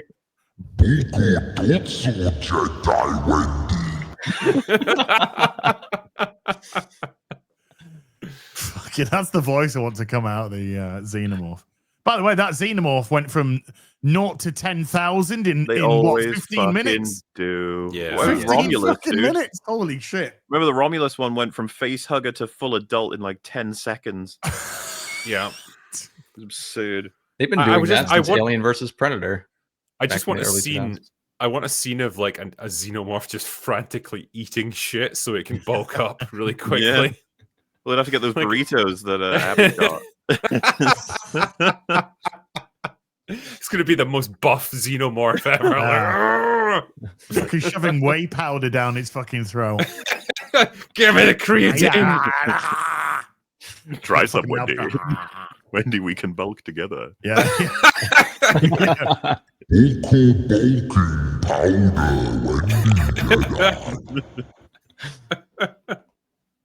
See, we should have been in charge of this show. We could have made a fantastic comedy out of this. It's That's a the musical thing. now. They may as well just lead into the comedy because they can't write drama. No. Yeah. They can't write characters. Nope. They can't write plot. There's no plot in 6 fucking episodes. Alien ship crashed. Boy Cavalier's prodigy steals. That's it. Yeah. 6 episodes in. Everyone, like Molly said as well, nobody's likable. No. I'm dying for her fucking brother to die. I can't stand the little shit. I'm being genuine. The person I like the most is probably Morrow. Yes. And it's like, wait, I don't think I'm supposed to like him. I don't know. I'm kind of thinking, I'm sort of leaning to the fact that aren't we meant to be leaning towards Weyland-Yutani, which seems weird because we know what they are actually about. I don't think we're meant to be leaning towards them because they're just another corporation that just wants the alien. I think everyone's an asshole, right? I don't think you're supposed to be rooting for any of them. Except the main girl. Man. He's so nice and friendly. The humans are the true monsters in this story, MauLer. The alien is just trying to make its way in the universe. It's a victim. It's a victim as much as it's a victim of oppression and the systematic. The xenomorph bursts out of the cage, and Wendy's there, and it just goes like that, and then Wendy goes, "Oh, an easy answer to this question too." Yeah, it looks like it goes, "You son of a bitch, Dylan, you son of a bitch, Wendy, you son of a bitch." Easy way to answer whether or not we should be rooting for Morrow, by the way, because someone just asked who is he supposed to be like allegorically. He is Captain Hook. We are not supposed to be rooting for him. No, yeah, allegorically, Captain Hook. Yeah. Go Captain Hook. Yeah. But I don't give a shit about the Lost Boys. They can all fuck off and die as far as I'm concerned. I mean, technically, Captain Hook is a disabled man, so he's an oppressed minority. We should be supporting him, and he is 100% justified in taking violent revenge against the world. You still a suppressed minority when your hand can turn into literally anything, though. Because it's not your hand. It might turn into things you don't want it to turn into. You're like, I am oppressed, and it transforms into a jet, and you just fly away.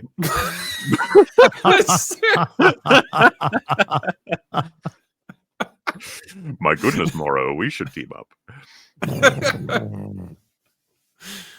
Oh, fuck. Well, they've tried to do sympathetic stuff with Morrow, with his family. He's got a daughter. Yeah, he's got a daughter. They're all gone now, though, aren't they? They're all fucking dead. Yeah. Or his daughter might be 70, 80 odd years old now. I think they said she's dead, and didn't they? There was like a fire or something. Yeah, died in a fire. I think that's what they say. So yeah, they're all dead. So we've seen the fact that he's had a family. His family's died. He's sort of looking for another family. Yutani has extended that olive branch and said, you're part of the Weyland-Yutani family.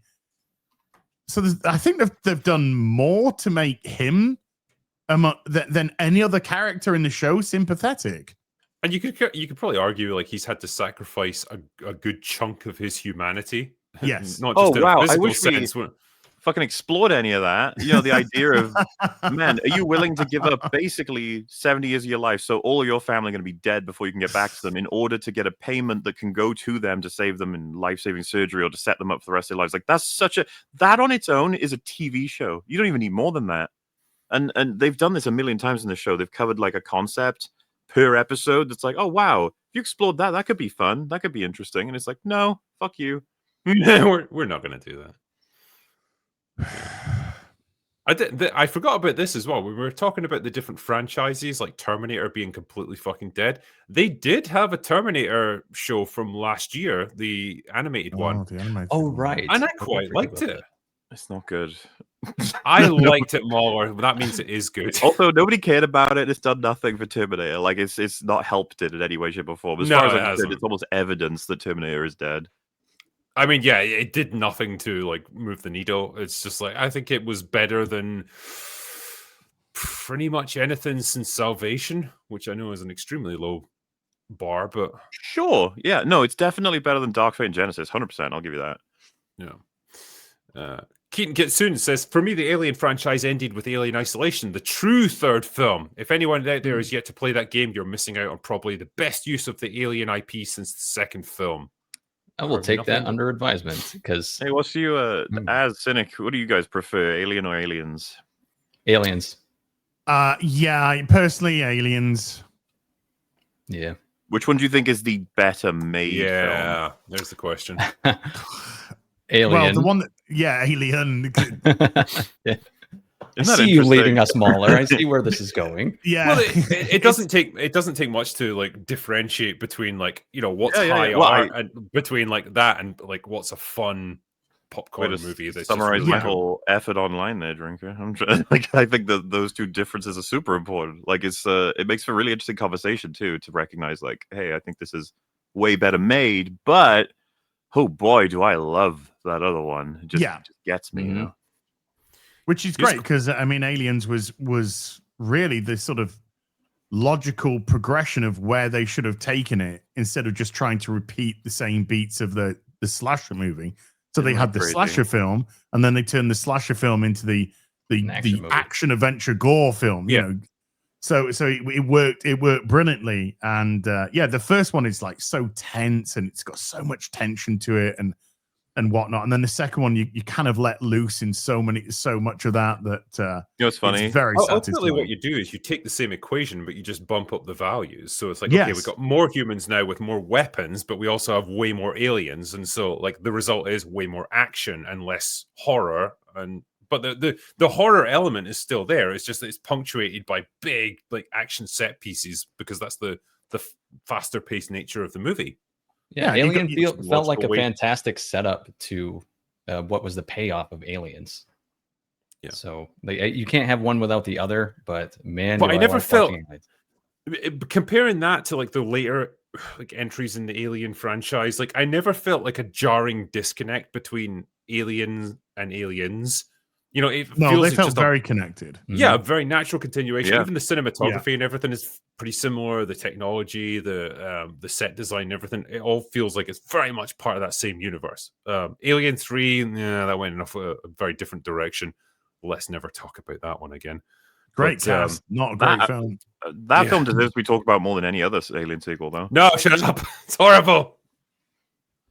But yeah, I mean, the first one was you had a crew that was absolutely ill prepared, ill catered, ill equipped to take care of a singular xenomorph. And so the second film, you pose the question: so what happens if they're up against a military unit? And we saw what happened. You know, that they could if they were taken in ambush, there would be some that would be casualties. But then when they regrouped and they got their firepower together, then a lot of xenomorphs were absolutely annihilated. But ultimately, the weight of the weight of these xenomorphs again and again and again and again would just wear them down, and that's exactly what happened. And we end up with just a couple of survivors, Ripley and what's his name, Newt. And What's his name, dude? Oh, and the dude. Bishop. Bishop. No. Hicks. Hicks. And God Hicks, damn. of course, yeah. I And said Hicks, of Hicks course. already. Oh, okay. So that's what it boiled down to. So it was great. It's a great way of showing what would happen if they're up against regular people. What would happen if they're up against a platoon of well-stocked, well-equipped military unit. I mean, the way Isn't that the Xenomorphs took down the airship and stuff like that is great stuff. Isn't it interesting that the Jurassic Park movies tried to do a very similar structural change, where with the first one, it was very much like it's more about the wonder of the park and everything, and then when everything falls apart, they're completely unprepared for it, and there's really not much in the way of like humans fighting back. Like there's Muldoon, and he's the only guy with a gun basically throughout the whole movie. Then you get to the Lost World, which is like they are now going in, and they're in there with a whole, not platoon, but like an entire like armed group of people who have been sent in to get these dinosaurs. And again, the same thing happens. They still turn out to be completely unprepared. They're overwhelmed by like weight of numbers and like these fucking T-Rex running amok and all that. It's just it didn't work as well with Jurassic Park because the writing sucked balls. If you try to remember what happened to all of those men and why they died, it was pathetic. Like I'm sorry, I recently watched Lost World. I don't like that movie. It sucks. It does suck, yeah. But that's the point I was learning into. Is like they tried to do something similar with it. It's it didn't succeed because one, it wasn't as well written, and two, the premise didn't lend itself as well to this idea as the Alien franchise did. And, it was interesting. What if you had 2 T-Rexes this time? Yeah. And then they kill Eddie, and I hate the movie forever. But, as your like broad assessment of the differences between Alien and Aliens, you could have cut that it was about Alien Aliens and replaced it with Terminator, and it would have worked completely. That James Cameron guy, he's going places. Yeah, he's got a future ahead of him if he sticks the course. You know, just hope he doesn't become obsessed with blue alien Smurf creatures and spend that would suck. 20 years of his life making that. Well, aren't they red? Well, who fucking cares? At least the theme of the next one's red and not blue. That's right, because they did the water level. Now they're on the fire level. On the fire level, then we're going to it'll be the snow level. Yeah. Can we have a sewer level as well? There's always a sewer level. Levels. Yeah, that's Alien Earth. There's a question here though. All sewer. I did like. How would you make a good Alien movie or show today? You can't say don't make it. Don't make it. Don't make it. Can't do that. You have to make remake something. it. If you're going to take it seriously, it takes a while to sort of plan all this out. You need to really respect. First of all, you need to find out what is canon. What is actually canon in the world beyond Alien and Aliens? What are we keeping? Oh, what if you wanted to do like an Alien Earth? I mean, this is quite ironically called Alien Earth because it should be called Alien Tiny Little Island in the middle of nowhere. But it would be it'd be really interesting to see what would happen if the xenomorphs were literally just let loose, and we saw them just like swarming through cities. And let's take Gears of War. Let's take like Emergence Day for an example. What if that sort of shock attack happened when people are literally just like got up and they're going about the normal day, and then suddenly there's just this wave of fucking xenomorphs just flooding through, and you literally have the human race immediately, or at least these cities on the back foot, just retreating. And what happens? How do you? The pace would be absolutely frenetic, and the way that the humans would have to try and regroup or bottleneck or do something or retaliate, strike. We could just see panic attacks, just nukes going off everywhere because they're trying to eradicate, and it's not taking out all of the threat. Yeah, that would be exceedingly tense to see how quickly the world could just get swarmed. I think that's the logical endpoint for the Alien story. Like, if you're going to follow on from, say, Aliens, it's like, well, okay, we're just going to scale this idea up to its maximum potential, which is, what if the aliens got loose on an entire planet that was heavily populated like Earth? Okay, then it's just like an epic battle for the fate of humanity. Yeah, which is fair enough. That's definitely a direction you could take it. It's just that's as big as it can possibly get at that point. I don't know. Do you guys have any other thoughts on where you could take it? I'd be less concerned with. I consider what Az just said is I think it's a really solid pitch. It's all downstream of figuring some more fundamental things out first. Like I said, first step, figure out what's canon. If we're going with Alien and Aliens, then we need to look into all of the fan favorite stories from all the extended media, draw it all up, have it all on this big set of whiteboards, and figure out what is the direction we want to go. What is the state of Ripley and all the characters everyone actually cares about? Obviously, we're ignoring for a second that the actors may or may not be able to do anything about this. We just want to place them, place a map, create that universe. Even though we're zooming right into a tiny, probably hole that could be Earth, we just want to make sure we've got everything in place. We know what things are supposed to be. Then, if everyone in the room is very passionate about Alien, like, what did you think that the first movie was trying to prove a point about? What kind of meaning are we drawing out of this film? And with Aliens, then it's like, so what does a third film, if we lock this into some kind of amazing trilogy, what should the third one meaningfully try to be making a point about? Once you get all these things sorted, and then whether or not we're doing a new cast of characters and stuff, then I'd probably want to move into like, what kind of plot line are we doing? Is it the consequences of them having gone back to Earth without realizing the Queen at the end of the Aliens film did drop an egg before it attacked them? Much like they argue Alien 3, that's what happened. I think that's a fine way to get an egg, going to extend. Isn't there also the I don't know if this has ever been realized, but there is at least I believe the myth of there is in fact an alien king as well. So we've seen the alien queen. We've seen the alien queen in Aliens, but apparently there is like an alien king, which is like this like outrageous fucking huge xenomorph. I mean, another thing that needs to be solid is like, are we doing this? Is this the last, or are we planning to move around? Would the alien Earth, ignoring this fucking TV show right now, concept that Az was talking about, is that worth a trilogy or a single movie? I think you kind of get a singular movie which results in maybe just one ship getting off, and then you could always have the hanger ending of an egg on the ship or whatever. But that's the way that I would kind of view it. But this is what I think it means to take it fucking seriously. While I think the people who make this show, they walk into a room and go, so like kids and robots, cyborgs. They were straight up like, hey, fucking Peter Pan is really like, what if we juxtapose that childish story about not wanting to grow up with the horror of the xenomorphs, and that'll make a really cool artistic basis for a show. I honestly think that was their thought process behind it. It's like artistic and stuff.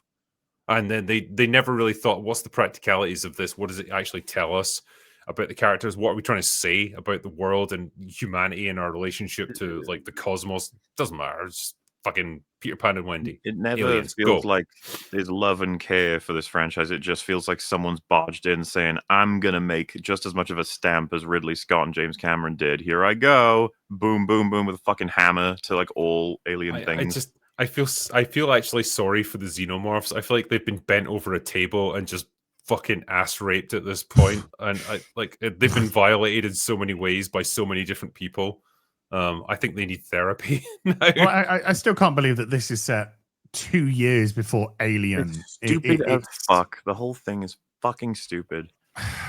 Yeah, I like this one. Would have preferred to see the Neil Blomkamp sequel to Aliens that we never got, even if it had to die. Sorry, even if it had Dee Antwoord in it, it would have been far better than anything Disney have produced so far. Yeah, I don't get his obsession with Dee Antwoord, but yeah.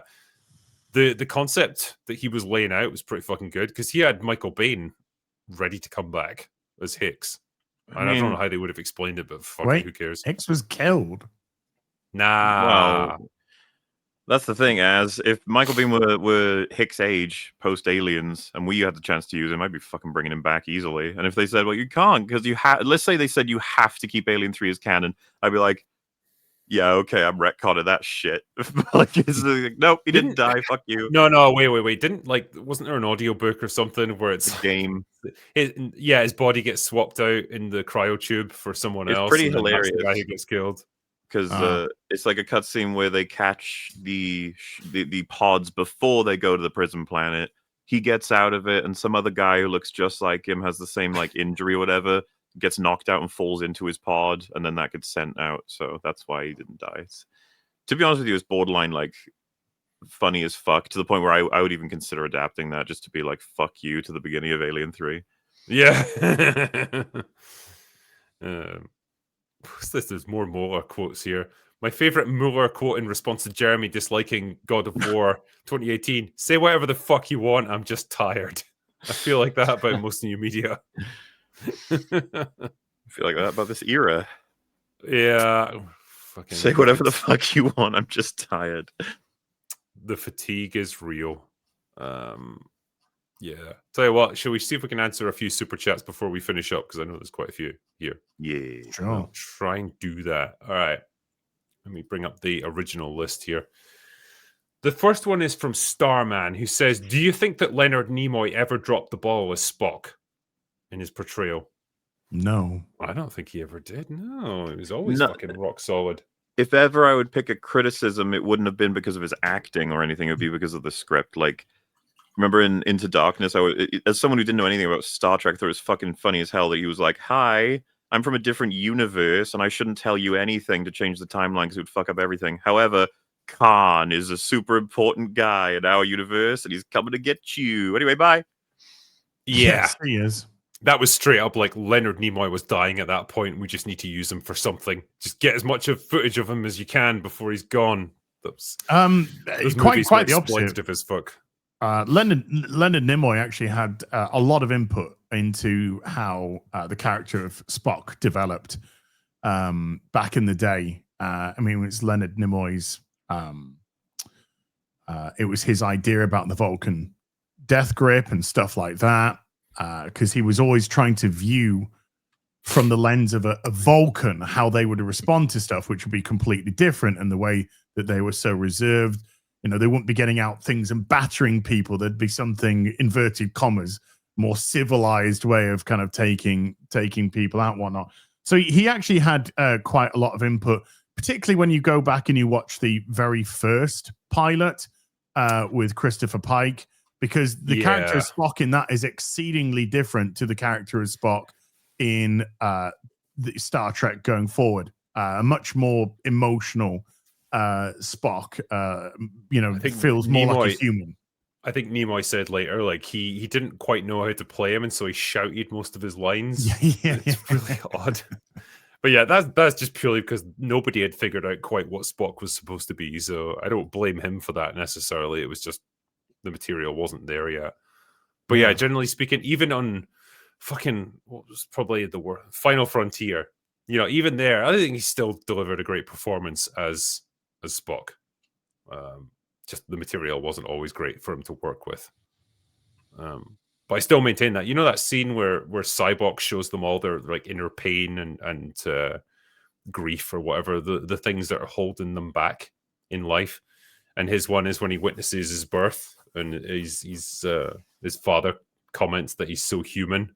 The look of pain and sadness in his eyes is just, it's almost like the ability to convey emotion without explicitly having emotion. It's so interesting, and he did it so well. I guess because he'd been playing the character for like 30 years by that point. He knew every nuance of it, but damn. But stuff like that, just, I don't know, it shows you what he was capable of.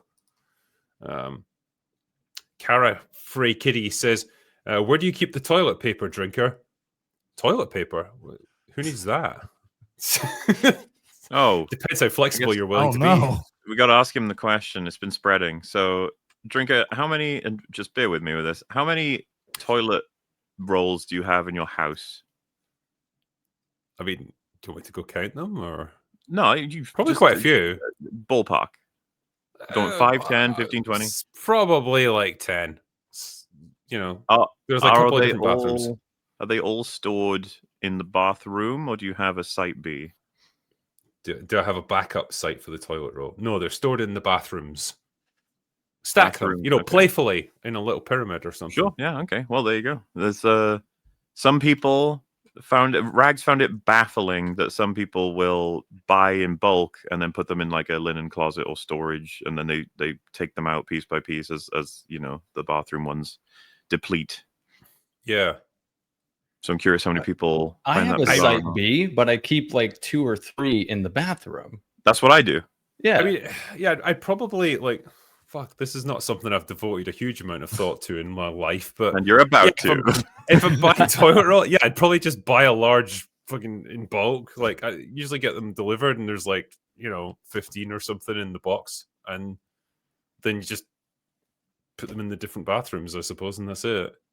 And you know, that's all that it needs. It's like, well, not something I've thought about a huge amount. Yeah.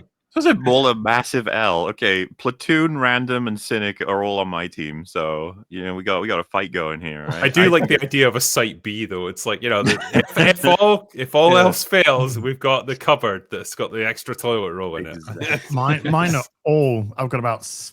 I counted them yesterday actually, MauLer, after speaking to you. After the question, I have 15. I've got 15. I bought I buy a big thing, and it's all of it is in the bathroom. All of it. Wow. Fair play. But yeah, I prefer the site B situation. So, same. Yeah. Well, that's interesting. Different perspectives on life. Yeah, man. Yeah. I ain't running out of shitter paper, mate. It also says, have you seen the trailer for Dust Bunny? Looks fun. I don't believe I have seen the trailer for Dust Bunny. No. Mads Mikkelsen and some other people. It looks like a strange, interesting film. Hopefully it's good. Sigourney Weaver. Oh, speaking of aliens, Sigourney Weaver, yeah. Look at her go. She's still making stuff, even though she's like 80 years old now. She does, yeah, she does. I feel like she aged well for a long time. She's kind of showing it a little bit now because she is actually old, but yeah, actually old. Yeah, there's kind of old and then actual old. Liam Kahn says, MauLer, sorry for causing a political debate in the comments of yesterday's EFAP. I just thought it was important. RIP to Charlie Kirk. I'm not even 100% sure what you're talking about, but I know that like on the edge of us doing that episode, I think it happened, and we weren't sure what had happened, so we decided that we wouldn't bring it up until like more information to come out. Because you know, with these sorts of things, you never know. Yeah. Oh, by the way, Dust Bunny's Brian Fuller. So could be quite interesting, actually. Yeah. Laganas says, will MauLer be uploading any videos soon? Well, MauLer, will you? All I've done so far is confirm the video I'm working on is over 15 hours. But I'm trying to think of what I could say. So October 1st, I'm planning on doing a stream where I'm going to explain it in great detail, like how it's been made. And you'll understand perfectly if you watch that stream why it's so fucking long. And then I'll probably tease a little bit as to the potential of its release date, because it's a fucking Leviathan.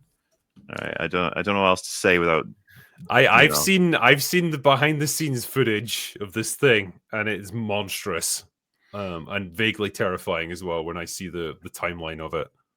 However, So- both you and Az, I think, have seen small sections here and there, and so far it seems to amuse and entertain, which I'm happy with. So we'll get I there. am very much looking forward to this.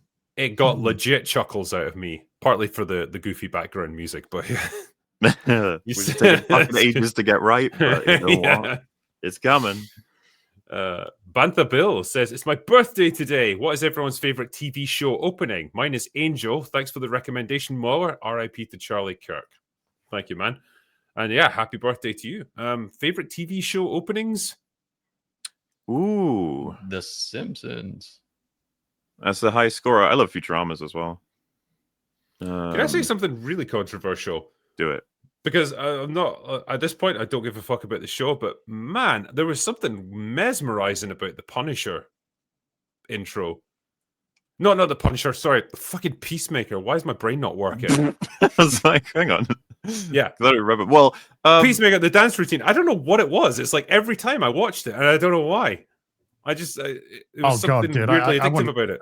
I wanted to fucking kill myself when I saw that intro. I don't know what it was. I saw that and I was just like, what the fucking retarded shit of fucking James Gunn's dumb fuck mind am I looking at? Oh my. Well, those are two different reactions. Yeah. This is the duality of man right here. A little bit from column A, a little bit from column B. I like season one's more than the song in season 2. I thought was kind of cringy. I haven't seen the season. I just saw the intro and I was like, eh. God, don't even go here. Like trying to match it up. I don't know what it is, but yeah. You know what I quite like is Farscape's intro out of all of that era as well. There's nifty. Buck Rogers in the 25th century.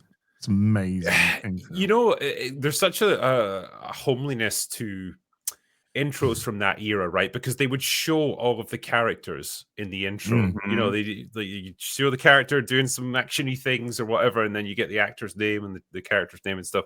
And it was just cool. It was a nice formula. Like, look at you go. Yeah, it's like a little demo reel for all of them. Yeah, and then it's like you don't get that anymore, and God, I miss it. Do you guys have any examples of the credits actually determining certain, like they can determine spoilers in a sense, as in, so you start up a season and it's like, oh, that actor's not in the main credits anymore. Oh shit! Like, are they gonna get booted? Are they gonna get killed? Are they gonna? Star Trek TNG season 2. Star Trek TNG season 2. No Gates McFadden in the credits as Beverly Crusher. And then it has the main credits without her in. And then when it goes to the show, it goes guest starring Dana, however you pronounce it, as Dr. Polanski. And you're just like, oh, Dr. Pulaski. And you're just like, oh. And then it gets immediately explained that she's taken up a role at Starfleet Academy. And Pulaski will be taking over as chief medical officer. And then season 3 comes along and she's back in the credits again as Beverly Crusher returning onto the Enterprise. I guess a reverse example of what you're just saying is and this sucks. And I always tell people, well, I force them to skip the intro on this, but you know how Buffy ends. Certain character doesn't make it. Yes. However, yeah. And the way they enter into Angel is fantastic. But if you watch the intro to that episode, it's like, oh, they're in this, and you're like, oh shit. Yeah. Did you, because you're old like me, right? Yeah. Did you back in the day used to watch Neighbours or Home and Away? Oh, absolutely, yes. Yeah.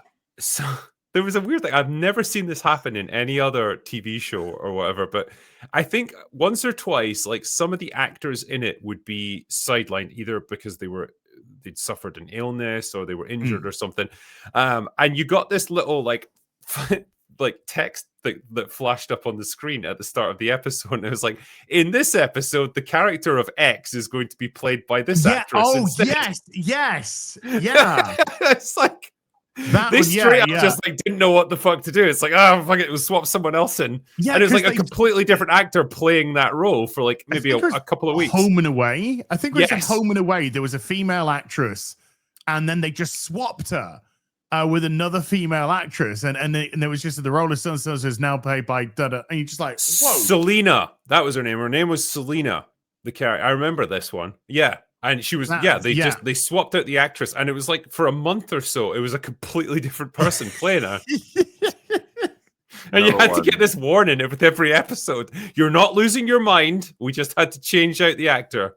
And do you remember in Roseanne when they changed Becky, and then the original Becky came back, and then it had that thing where it had the two Beckys?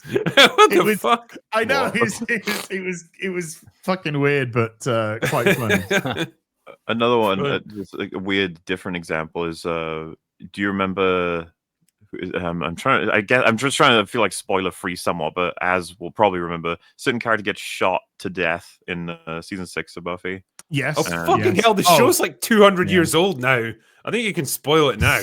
Well, but if I can not spoil it, then it's better to do that. I put this on everything. I try to avoid it if I can, just in case. Because there's someone out there who might not have seen the thing. So, so that character hasn't been in the intro credits the entire time they've been on the show. Yeah. That episode, they're in the intro credits.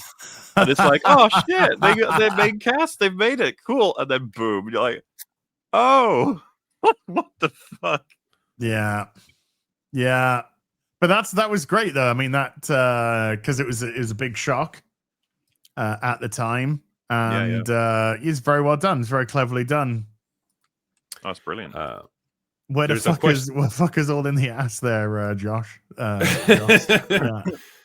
Nikos says, "Who are your top 5 most hated actors?" So like there's 4 of. Yeah, I was gonna say there's 4 of us here. Maybe if we give one each. Okay. Who's gonna take Pedro Pascal then? I'll take Tessa Thompson. I'm gonna take Jared Leto. Ooh. Yeah, that's fair. I don't like Vin Diesel. Oh. I mean Pedro Pascal's the easy one, isn't it? Rachel Zegler. Do we want to go down that road? I don't even give a shit about her, to be honest with you. We got one more to fill. We can debate this one between us. Hate is such a strong word. I've never liked Mickey Rooney. I'll go in a different direction. I've never liked him as an actor. Sorry, I've got that wrong. Not Mickey Rooney at all. Sean Penn.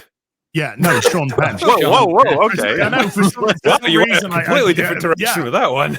You know, I have never liked Sean Penn, or as an actor, really haven't. And I just don't. If I see him in something, I'm just immediately put off, not interested. Same with Seth Rogen. Wait, I got one. Mark Ruffalo. Yeah, he's really good in. What's Majiggy? Don't say Zodiac. Don't say Zodiac. No. The island one. The island with Leonardo. Oh, the beach? No. No, the Shutter Island, right? Shutter Island. Oh, Shutter Island's great. Yeah, he's good at Shutter Island. I liked when he was killed in Collateral. That was cool. A lot of people have said that he's actually got one of the weaker performances in Shutter Island, but that is deliberate because he's playing a character who's playing a man who's a doctor who's playing a character that like he's supposed to come across as kind of awkward, kind of mundane, but also not really nailing the expressions that he should be as a character, which in a way flips from being like, oh, he didn't do very well to, oh, he did like really well. Mark Ruffalo's capable. He really is. I really like him as Hulk in Avengers 2012. Yes. That's about it. I never liked him as Hulk. I think his acting style as Bruce Banner is fucking garbage. Do you remember how different it is in 2012 though? No. You should rewatch it. It's like moving on. No, there's a reason why people like were pretty chill with him at first. It's only I don't know what happened, but he became like so fucking lame as time went on. But he's like aggressive and assertive in 2012. Yeah, you wouldn't get that from him now, that's for sure. No, he's just fucking baked. Brother Voltus says, Drinker, do you ever consider playing games such as Little Nightmares 1, 2, and 3, Play Dead's Inside, or Limbo? Or on another note, do you plan on playing or watching anything Warhammer 40k related? Well, I streamed myself and reviewed Space Marine 2, so that was fucking great. I love that game. Yeah, that was great. As for those other ones, I don't know much about them at the moment, so yeah, I can't really answer that one, I'm afraid. But yeah, I'm always up for more 40k stuff. Hopefully, they do more Space Marine games. I'm well up for doing that stuff. TGV Monster says, "Hi everyone, love what you guys do. Appreciate you all. What is a terrible or annoying character from a good TV show that is not Wesley Crusher?" Oh fuck! Shut up, Wesley. Yeah, that was an easy one. Connor and Angel. Yeah. He's like one of the worst creatures I've got to say that's ever been fucking written. Can I say a Farscape reference more? Is that Do okay? Jewel in Farscape. Oh fuck, I hate her. Yeah. Yeah. Her fucking characteristic is I scream and that whine. That's like her whole thing. She screams and whines and complains and is useless. Her scream can melt metal, but then they never really figured out what to do with that one. I think someone in the like fucking writer's room were like, "Oh, what if she had the superpower where she can melt metal by screaming?" Yeah, sure. It's like, okay. I'm gonna invoke the name of Julie Benz here, who I do like as an actress. Dexter? I do like as an actress, but Rita did my head in Dexter. Jennifer Walters in She-Hulk. Yeah. But was that an otherwise good show? Oh, fair. Oh, yeah. That was the second part of the question. Yeah. Let's be someone who pulls the show down just by being shit. Yeah, what's next one? Brother Volta says, "Do you want to watch The Amazing Digital Circus?" I don't know. Do I? A lot of people have recommended it.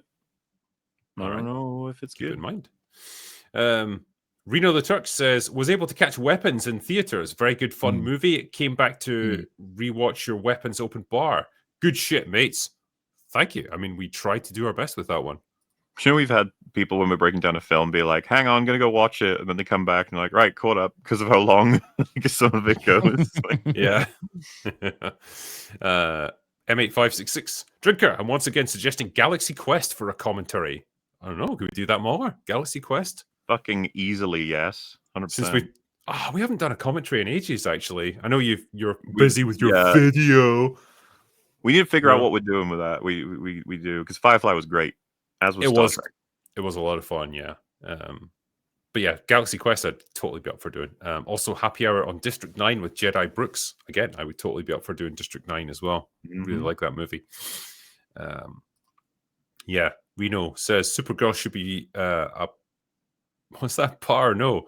Normal men can't satisfy her, so she goes around challenging men of all life to try.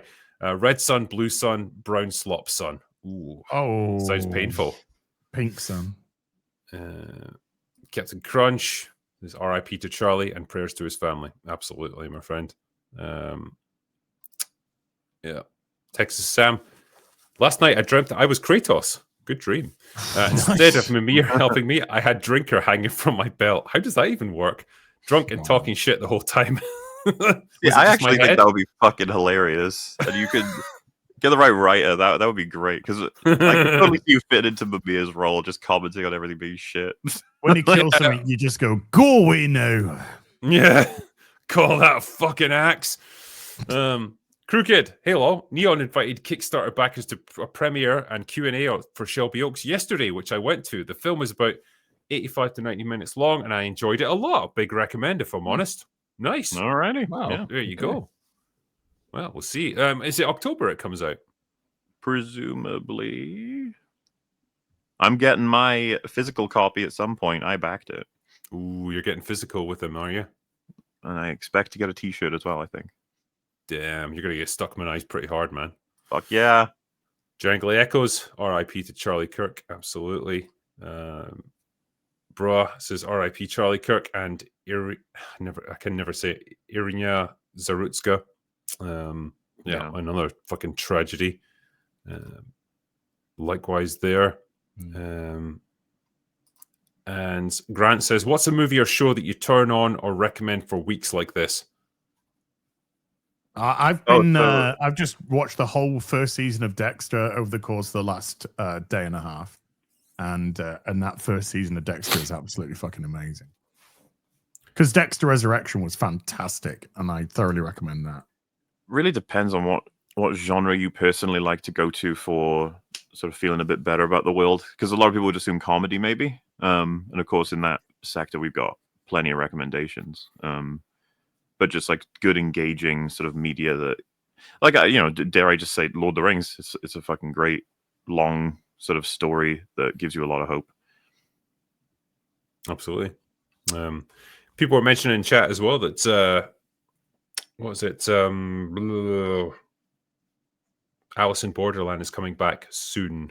Apparently this you're a month. fan, as yeah. Season 3 this month. Yeah, end of this month, I think it's coming out. Yeah, I'm kind of looking forward to seeing. Great show so far. Yeah, I enjoyed it. I enjoyed it a lot. Hopefully they carry it on. Tyler says, this is it. This is season 3 and done. Yeah. Oh, this is the last one. Yeah, season 3 and out. Mm-hmm. Okay. No, I'm glad that they're ending it, hopefully on a high note. Thank you, Real BBC, EFAP, and Open Bar for always advocating for good faith debate and discussion. Absolutely. And thank you, man. Appreciate it. What's the next one? Crunchy Beaver, not only did America lose a great leader, the world lost one. I just watched a video of him in Korea and the audience was praying and singing songs of praise for him. It just goes to show you that the word of God transcends all barriers. Thank you very much, man. And yeah, absolutely. Let's see. Skeleton Gentleman says, a man killed for having an opinion in a place where opinions are tested and shared in a country that prides itself on free speech. My condolences to the family. Yep, couldn't agree more. Blankface has become a member there, so thank you. Matthew says, yesterday was surreal. Gary, Jeremy, Ryan, Az are my favorite people on the internet, and I've seen them passionate and I've seen them angry. In fact, that's Ryan's default. But yesterday was the first time I've seen them legitimately sad. Much love. Very sad day, yeah. Yep. Master of Puppets, RIP to Charlie Kirk. On a lighter note, did you know that the Backseater did a 4-hour reaction to EFAP anniversary stream about that drinker? 4 hours? I told Morley, he emailed me and said, hey, if you want to do that collab, I'll be up for it. Hey, man, I just want to know John's take on this whole thing. Yeah. Yeah. Ask John. I'll see if that's all right with John. I should have emailed that back. Ask John if that's okay.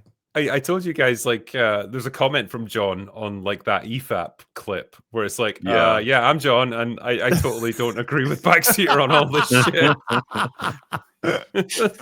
The fabled John. Yeah. Yeah. I feel like I want to meet him now. Yeah.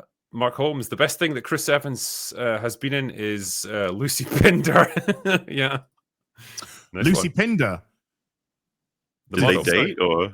Oh, I thought somebody just said Lucy Pinder. I just thought that brings back memories. Yeah, that's what he says here. Lucy Pinder, yeah. Oh, has he been knobbing Lucy Pinder? Well, let me check. Chris Evans, Lucy Pinder. God. Yes, I have pictures of them laughing together. Oh well. Man, she was really hot, actually. She was, yeah. She's probably old now, but you know. No, she looks great. Look at it. She looks absolutely great now. Spoken as a man who knows. He's done the research. Oh, there was a few weeks ago, a couple of months back or something. For some reason, the name came up. I was like, "Fucking hell, that's not a name I've heard in ages." And it was like it was up, and it was like a little bit of video footage of her talking or something about back in the day, and she looked great. She looked absolutely fucking great. She's early 40s or something. Yeah, she's 41 now. Yeah. But yeah. Well, when I'm doing an image search for her, I'm getting all kinds of very positive stuff here. Well, she did like Loaded and shit like that. Those lads mags, remember those lads? Yeah. Mags? Oh yeah. Christ. She did like Note Loaded and Nuts and shit like that. Cynic, you can tell us, right? Is that a thing that happened in America? Did you ever get lads mags there? Lads mags? So how can I describe it? It's like it'd be a magazine like aimed towards young men, so it'd probably have like just a lot of articles around like drinking culture and like hot women. There'd probably be a lot of like topless girls in it. I mean, we had Playboy. That's certainly what I snuck. So I don't know about it's all not. that. It's not much quite lower brow. Yeah, much lower brow. Not that I'm aware. Maybe not check. the class of Playboy. Yeah, not what we were looking at. It was such a maybe it's just a British thing in like the 90s and the 2000s, but yeah, they've been kind of stamped out now, sadly. But yeah, I suppose Chad's saying Maxim. I suppose that would probably be one. Yeah. A little bit lower than Maxim. keep going. Keep going. Yeah, there we go. Big guns, beer, cars, and babes. Yeah, take the guns out of it because we're British and we're fucking pussies when it comes to that nonsense. Knives, but yeah, knives, beer. Yeah, knives. What was the next one here? Everyone's thought on mine and Steven Spielberg's favorite film, Lawrence of Arabia. Lawrence of Arabia, I've only seen like once in my life, and that was about 25 years ago. I've never watched it. Extremely fucking long. It's the definition of an epic, but yeah, it's Peter O'Toole, isn't it, that plays Lawrence. Yeah, superb performance by him. But yeah, it's I've seen it epic. once, and I was about, I don't know, 13 at the time, like 37 years ago or something. So I can't really remember. Yeah. Hasahoppa says, none of them have that HGH gut, at least. Otherwise, shirtless scenes wouldn't hit right. Yeah, the bubble gut. I don't know what happens to bodybuilders to make that happen, but I guess extreme amounts of steroids probably cause it. It's called like Palumboism, right? Palumboism, yeah. Yeah. It is extreme in some of these bodybuilders. It's wild. It's like someone inflated them. Columboism. And I've just got one more thing. I get it. One more question? Believe it or not, that was the joke. That's where that was the joke. ended. Yeah, that was the joke. Columbo fans know what I'm talking about. They sure there do. you go. Yeah. Drinker, some 1957 film trivia for Open Bar. 12 Angry Men, superb movie. Bridge on the River Kwai, even more superb movie. Seventh Seal, extremely weird and depressing movie, but also cool. What was the other one he sent here? Kurosawa, yeah. Yeah, because it's one of two, and I can't find his other one. Yeah, I'll find it later. Okay. Oh, no, there it is. Throne of Blood, an adaptation of Macbeth in feudal Japan. 0 Hour, the basis for Airplane, and Hell Drivers, in which you can find a Bond. Yes, black and white, isn't it? Hell Drivers. Yeah. Sean Connery, very young Sean Connery in that. Yeah, William Hartnell and Patrick McGowan. Cheers. Nice. Did I tell you I went to the village where the prisoner was filmed? Port Merion. I went there last summer. I went. It's so fucking nice. Last year I went there. Yeah, it's great. It's basically not changed from when they filmed it. Totally surreal place. Yeah. They've added like some extra hedgerows and stuff like that. They've repainted. Oh, the number 2's, the green dome is now green again. It was it used to be copper for a lot of years, but now they've painted it green again. So the green dome is back to green. It's green, baby. All right. No, but it's a cool place. It's great to just walk around. I loved it. Oh, it's amazing. It's great walks around the area as well. Yeah. Why didn't you tell me you were going there? We could have gone there together and held hands. I went with Chad's mum, dude. It would have been weird. God damn it. Well, fine. Well, your priorities are. When did you go? When did you go? Just this summer. Yeah, like this summer. I went last summer, so I went summer of 24. I think it's August, September of 24. That's when I went. Yeah, I was down in Wales. I didn't even see MauLer there. Well, I might have seen him. Who knows? Well, we realized that you weren't really that much farther away than usual anyway. Yeah, it's like it's like I said to MauLer, like, I'm going to be in Wales, and it's like, well, which part are you in? I told him, and he's like, well, I'm in this other part, right? And it's going to take you like 4 hours to get to where I am. Because like it's fucking single track roads all the way. It'll take you like and that's forever. If you make it. We've got Welsh hillbillies around here who'll try and get you. Oh, the views to get to Port Merion were incredible, though. Yeah, just the like the valleys and the peaks and the valleys is just like insane. It's beautiful, absolutely gorgeous scenery. It's a nice part of the world. It really is. You've done all right, MauLer. You've done all right by being born there. Yay. Mike Burns says Zendaya wore the 84 Dune t-shirt while promoting the 2021 Dune movie. Legend. I mean, sure, yeah. I saw her at the premiere in London, actually, when she was wearing the fucking robot outfit. There's a big old like, reference, right? That yes, outfit. I can never remember what movie it was referencing, but it was something. I remember someone telling me, but I've forgotten it as well. I didn't care that much. I just remember like because they essentially just made their way in from like the photo area, which you couldn't see from where I was standing, like straight into the cinema. So you kind of saw them all walking past, and she just looked so clunky and uncomfortable in that fucking thing. Because it wasn't a particularly warm night either, so felt bad for Everyone's saying Metropolis. Let's go with that then. Let's go with that. Sure. I'll do a couple more and then finish up. Shadowhawk says, Hail Drinker, MauLer, and panel. What TV series or film had the most interesting world building or world in your opinion? It's got to be Rebel Moon. Just fucking superb. Rings of Power. What are you talking about? Oh, yeah. God damn. I mean, yeah. You know, this might just be because of the fact we didn't get to see how it was going to play out, but I was always really enticed by Fireflies. I wanted to see what was going to happen late with the Reavers and the Alliance, and obviously the history of the war and how they were obviously going to build to another civil war. Like, that would have been really cool to watch. I think that's a fair shout, yeah. And this one here from Bushin Ryukat says, don't know if you heard, but on Twitter, a dev working for Sucker Punch, Drew celebrated the shooting of Charlie Kirk. Tsushima deleted. Devs do better. Yeah, there's a lot going on in the game industry with regards to that. And they haven't apologized. The Sucker Punch have said nothing as regards to that. Their game comes out 2nd of October, Ghost of Yotai. I think the pre-orders are apparently meant to be below Veilguard at the moment. So that's already looking like it's in a spot of bother, and this has done them no favors whatsoever, particularly with the fact that Sucker Punch have refused to condemn what was said. I mean, haven't the firings started in other areas though, like an MSNBC anchor? DC Comics, yeah. MSNBC have fired a political pundit. CNN did too. And CNN as well. So I think if these places, which they probably will, they're probably going to come under more and more pressure over the next few days with people that have posted extremely distasteful stuff. I imagine more of them will take action. Probably justifiably so, if I'm honest, because calling for that sort of thing and celebrating it is not helpful. They talk about consequence culture. I guess they're experiencing it firsthand. Not so fucking nice when it comes to bite you in the ass, is exactly, yeah. Turn around to fair play, mate. Yeah.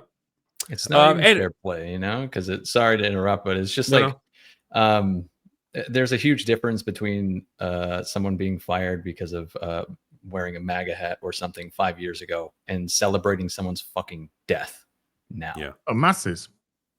Yep. It's just disgusting. Absolutely. Yeah, I'm probably going to finish up there. Like, for everyone that's joined us tonight, for my guests and for the people in chat, I know tonight got off to a bit of an odd start just with everything that's been going on in the real world. But you know what? We tried to hopefully just give you a bit of fun and a bit of us just talking about the usual bullshit that geeky people do. Maybe that's a little bit of escapism. I think that's what we usually try for on Open Bar. And as much as we dick around with stuff like this, you know, the real world has some pretty heavy stuff going on right now. And we do take it seriously. But yeah, I appreciate everyone who joined us for this tonight. It's been great to talk to you all. And for MauLer and I, the whatever super chats that we weren't able to get through just here on the night, we will do what we always do and catch up with them tomorrow or possibly Sunday, which is when we tend to do a lot of our catch-up streams. But for now, at least, that is all we've got for today. So go away now. Bye. Bye.